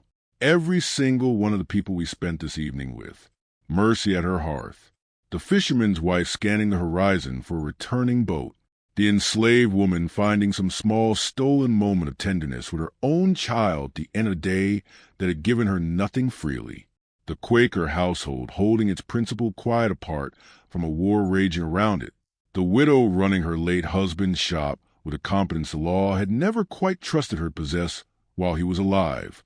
Every one of them went to sleep that particular night, not knowing how any of it would turn out. Not the war, not the harvest, not whether the child sleeping beside them would live to see adulthood, or whether the letter they had been waiting weeks for would finally arrive tomorrow, or whether it would never arrive at all. They slept anyway. They had to. There was another fire to light before dawn, another day of labor, waiting on the other side of whatever rest the night actually managed to give them. And so they closed their eyes into an uncertainty every bit as real and every bit as unresolved as anything you might be carrying with you into sleep tonight. And they trusted the way people across every single era of human history have had to trust that the morning would arrive, that the fire would catch again, that whatever the day held would somehow get met and gotten to the way every other day before it had somehow eventually gotten met and gotten through as well. That is not a small kind of courage, even though nobody in that farmhouse that night would have used a word so grand to describe it. It was simply Tuesday or whatever day of the week it happened to be. Another ordinary night folded into another ordinary life, and how that day now sits inside a year that history has decided to remember, a year with a number attached to it that gets taught in schools and printed on documents and set off with fireworks every single summer. Would likely have struck Mercy herself as faintly strange if you could somehow have told her that night what her own small, unremarkable, exhausting, occasionally sweet day would eventually come to represent to people lying in the dark nearly 250 years later on the other side of a world she could not have imagined in any of its details. Listening to a voice describe her hoof fire and her mended stockings and her one quiet hour of nighttime worry as though they mattered. They did matter. They still do. I think about this often, honestly, more than I probably should for someone whose job is technically just to research old things and describe them to you in the dark. There is a particular kind of humility that comes from spending real time with people history forgot to name, a humility that has nothing to do with feeling small and everything to do with feeling. Instead, a kind of quiet, expansive connection to every single person who has ever gotten up in the dark to light a fire so that the people they love could eat, could stay warm, could simply continue existing for one more ordinary day. That is not a colonial impulse.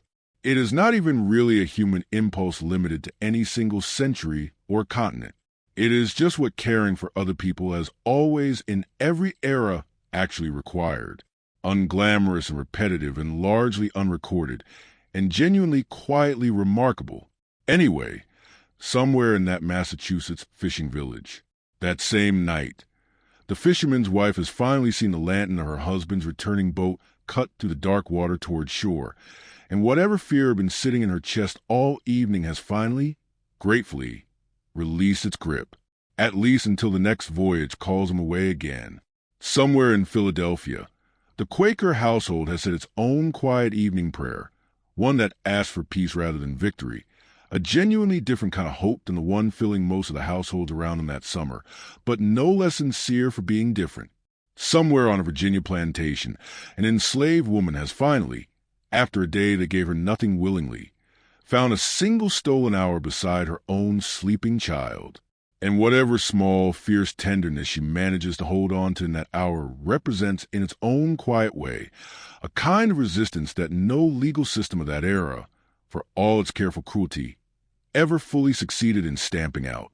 Somewhere in a war camp whose exact location the letter's home rarely specified in enough detail for a worried family to picture clearly, a husband, a father, and a son, cold and tired, and probably more frightened than any surviving letter he wrote home would ever quite admit, has also finally found sleep dreaming.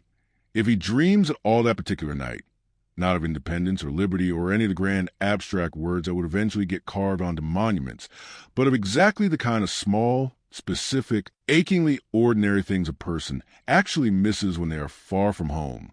The particular sound of his own wife's voice, the weight of a sleeping child against his shoulder, a fire he did not have to build alone, a bed that was not simply the cold hard ground.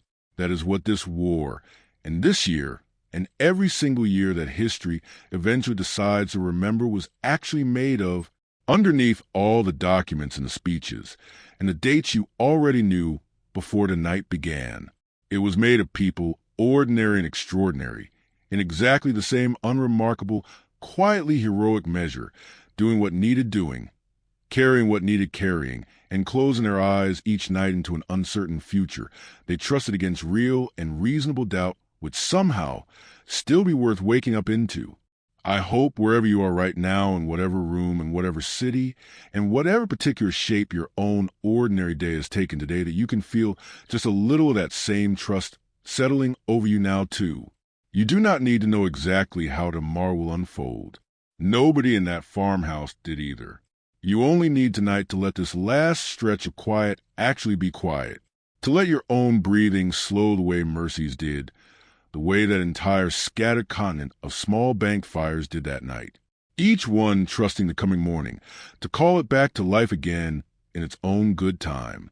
Before I let you rest fully, there is one more small figure worth including in tonight's story, because we have spent so much of this evening inside the daily lives of women that I do not want to close without also giving a moment to the children themselves, the way they actually experience this particular strange year from the inside, since a child's understanding of a revolution unfolding around them looks nothing at all like an adult's. Maybe he is a boy of 9 or 10, old enough to help with real chores, young enough that the war still feels to him less like a genuine threat and more like an enormous thrilling disruption to the ordinary boredom of farm labor.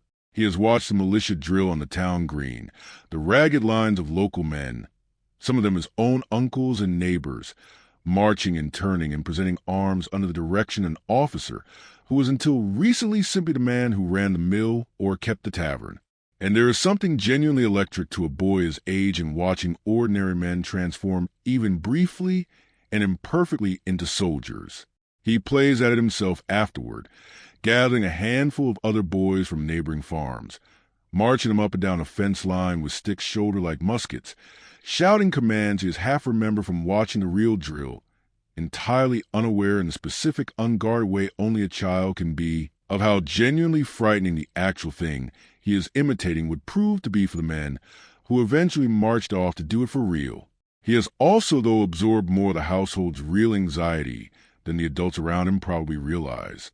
Children in every era being considerably more perceptive of the emotional undercurrents in a house than the grown-ups inside it tend to give them credit for.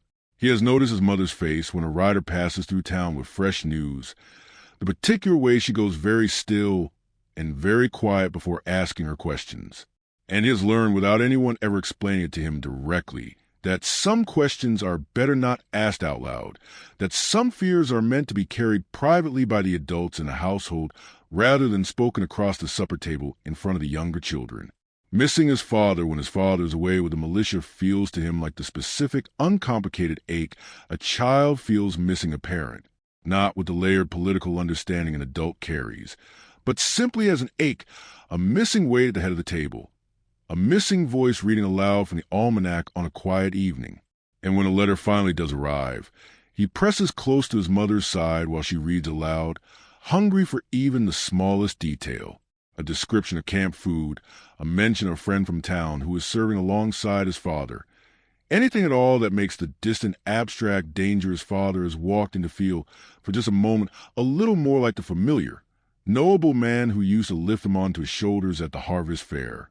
Childhood, in other words, moved through this genuinely extraordinary year the same way it moves through every difficult year, in every era, absorbing the fear of the adults around it in fragments and flashes, translating danger into play, because play was the only language available for processing something too large to otherwise hold, and carrying underneath all of it the same simple universal longing every child in every century has carried when someone they love is somewhere far away and cannot be reached. The longing simply to have them home again, safe, ordinary, present at the supper table where they belonged. There is a particular dish worth mentioning, too, before we finally let the evening close, because it captures something essentially specifically colonial that I have not quite managed to hand you yet tonight. Johnny cake, a simple flatbread made from cornmeal, water, or milk, and a little salt cooked directly on a hot griddle or sometimes on a board propped near the open fire, appears across nearly every colonial region and every economic class, from the poorest backcountry cabin to a genuinely wealthy Virginia plantation table. One of the very few foods that cross those otherwise rigid class lines with almost no variation at all.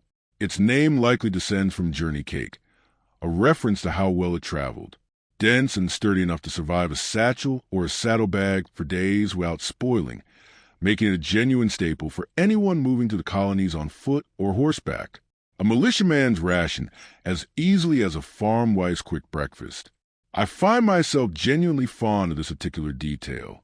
The idea of a single humble food, cornmeal and water in a hot stone, feeding a wealthy planter's family in Virginia and a poor frontier household in the Carolina backcountry on the very same morning, prepared with the same basic method, tasting more or less the same in both households.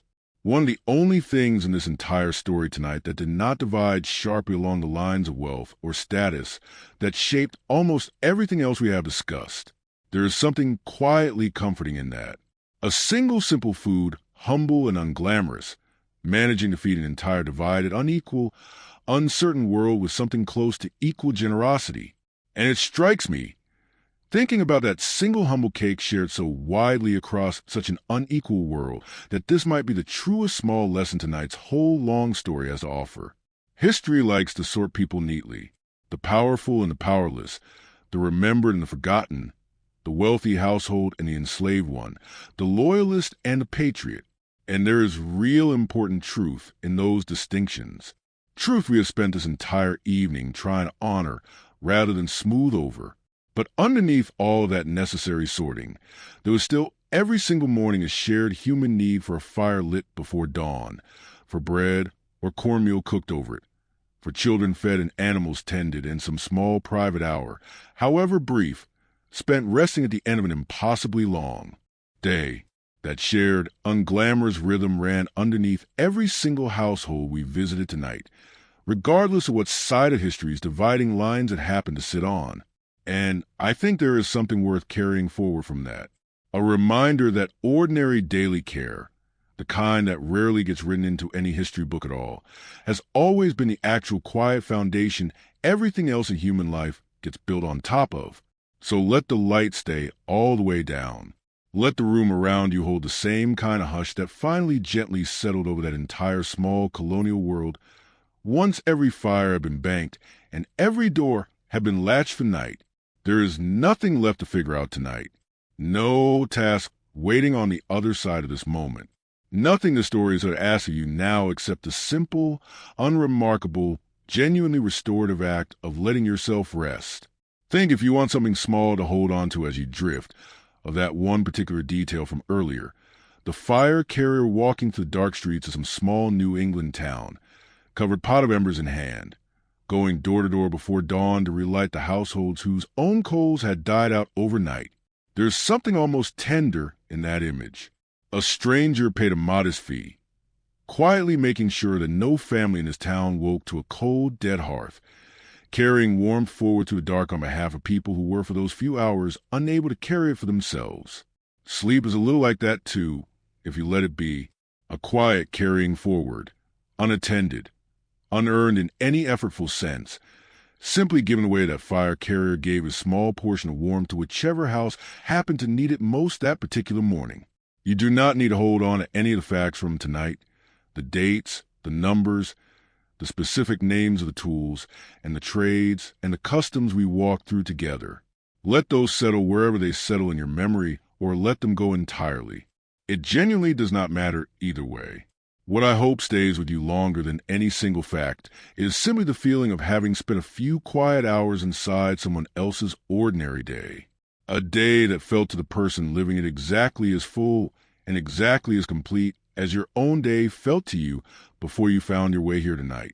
That feeling, I think, is the actual gift history has to offer, considerably more than any date or any document ever really could.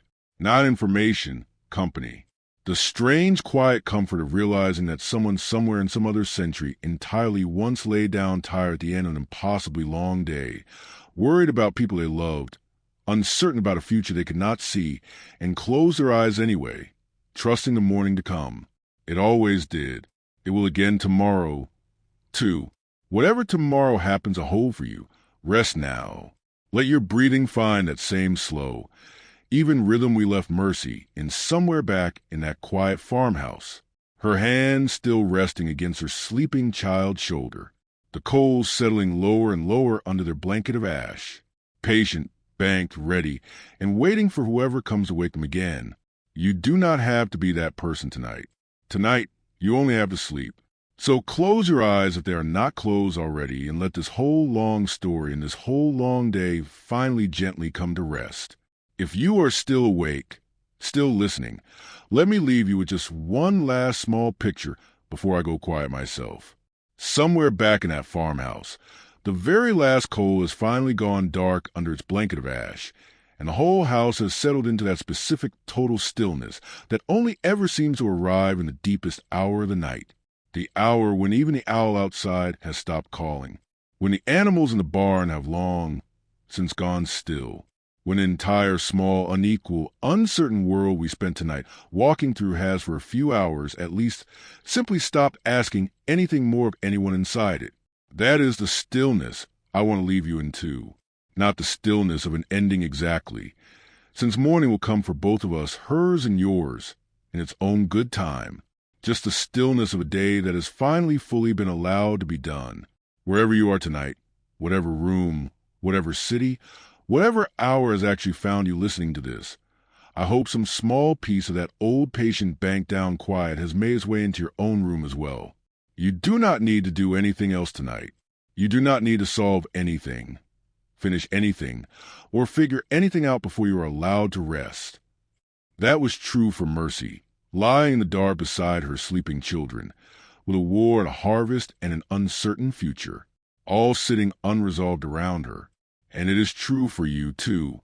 Whatever your own particular unresolved things happen to be tonight, they will still be there tomorrow, waiting, exactly as patient as that bed of gray ash in the coals, ready to be tended again once you have actually rested enough to meet them.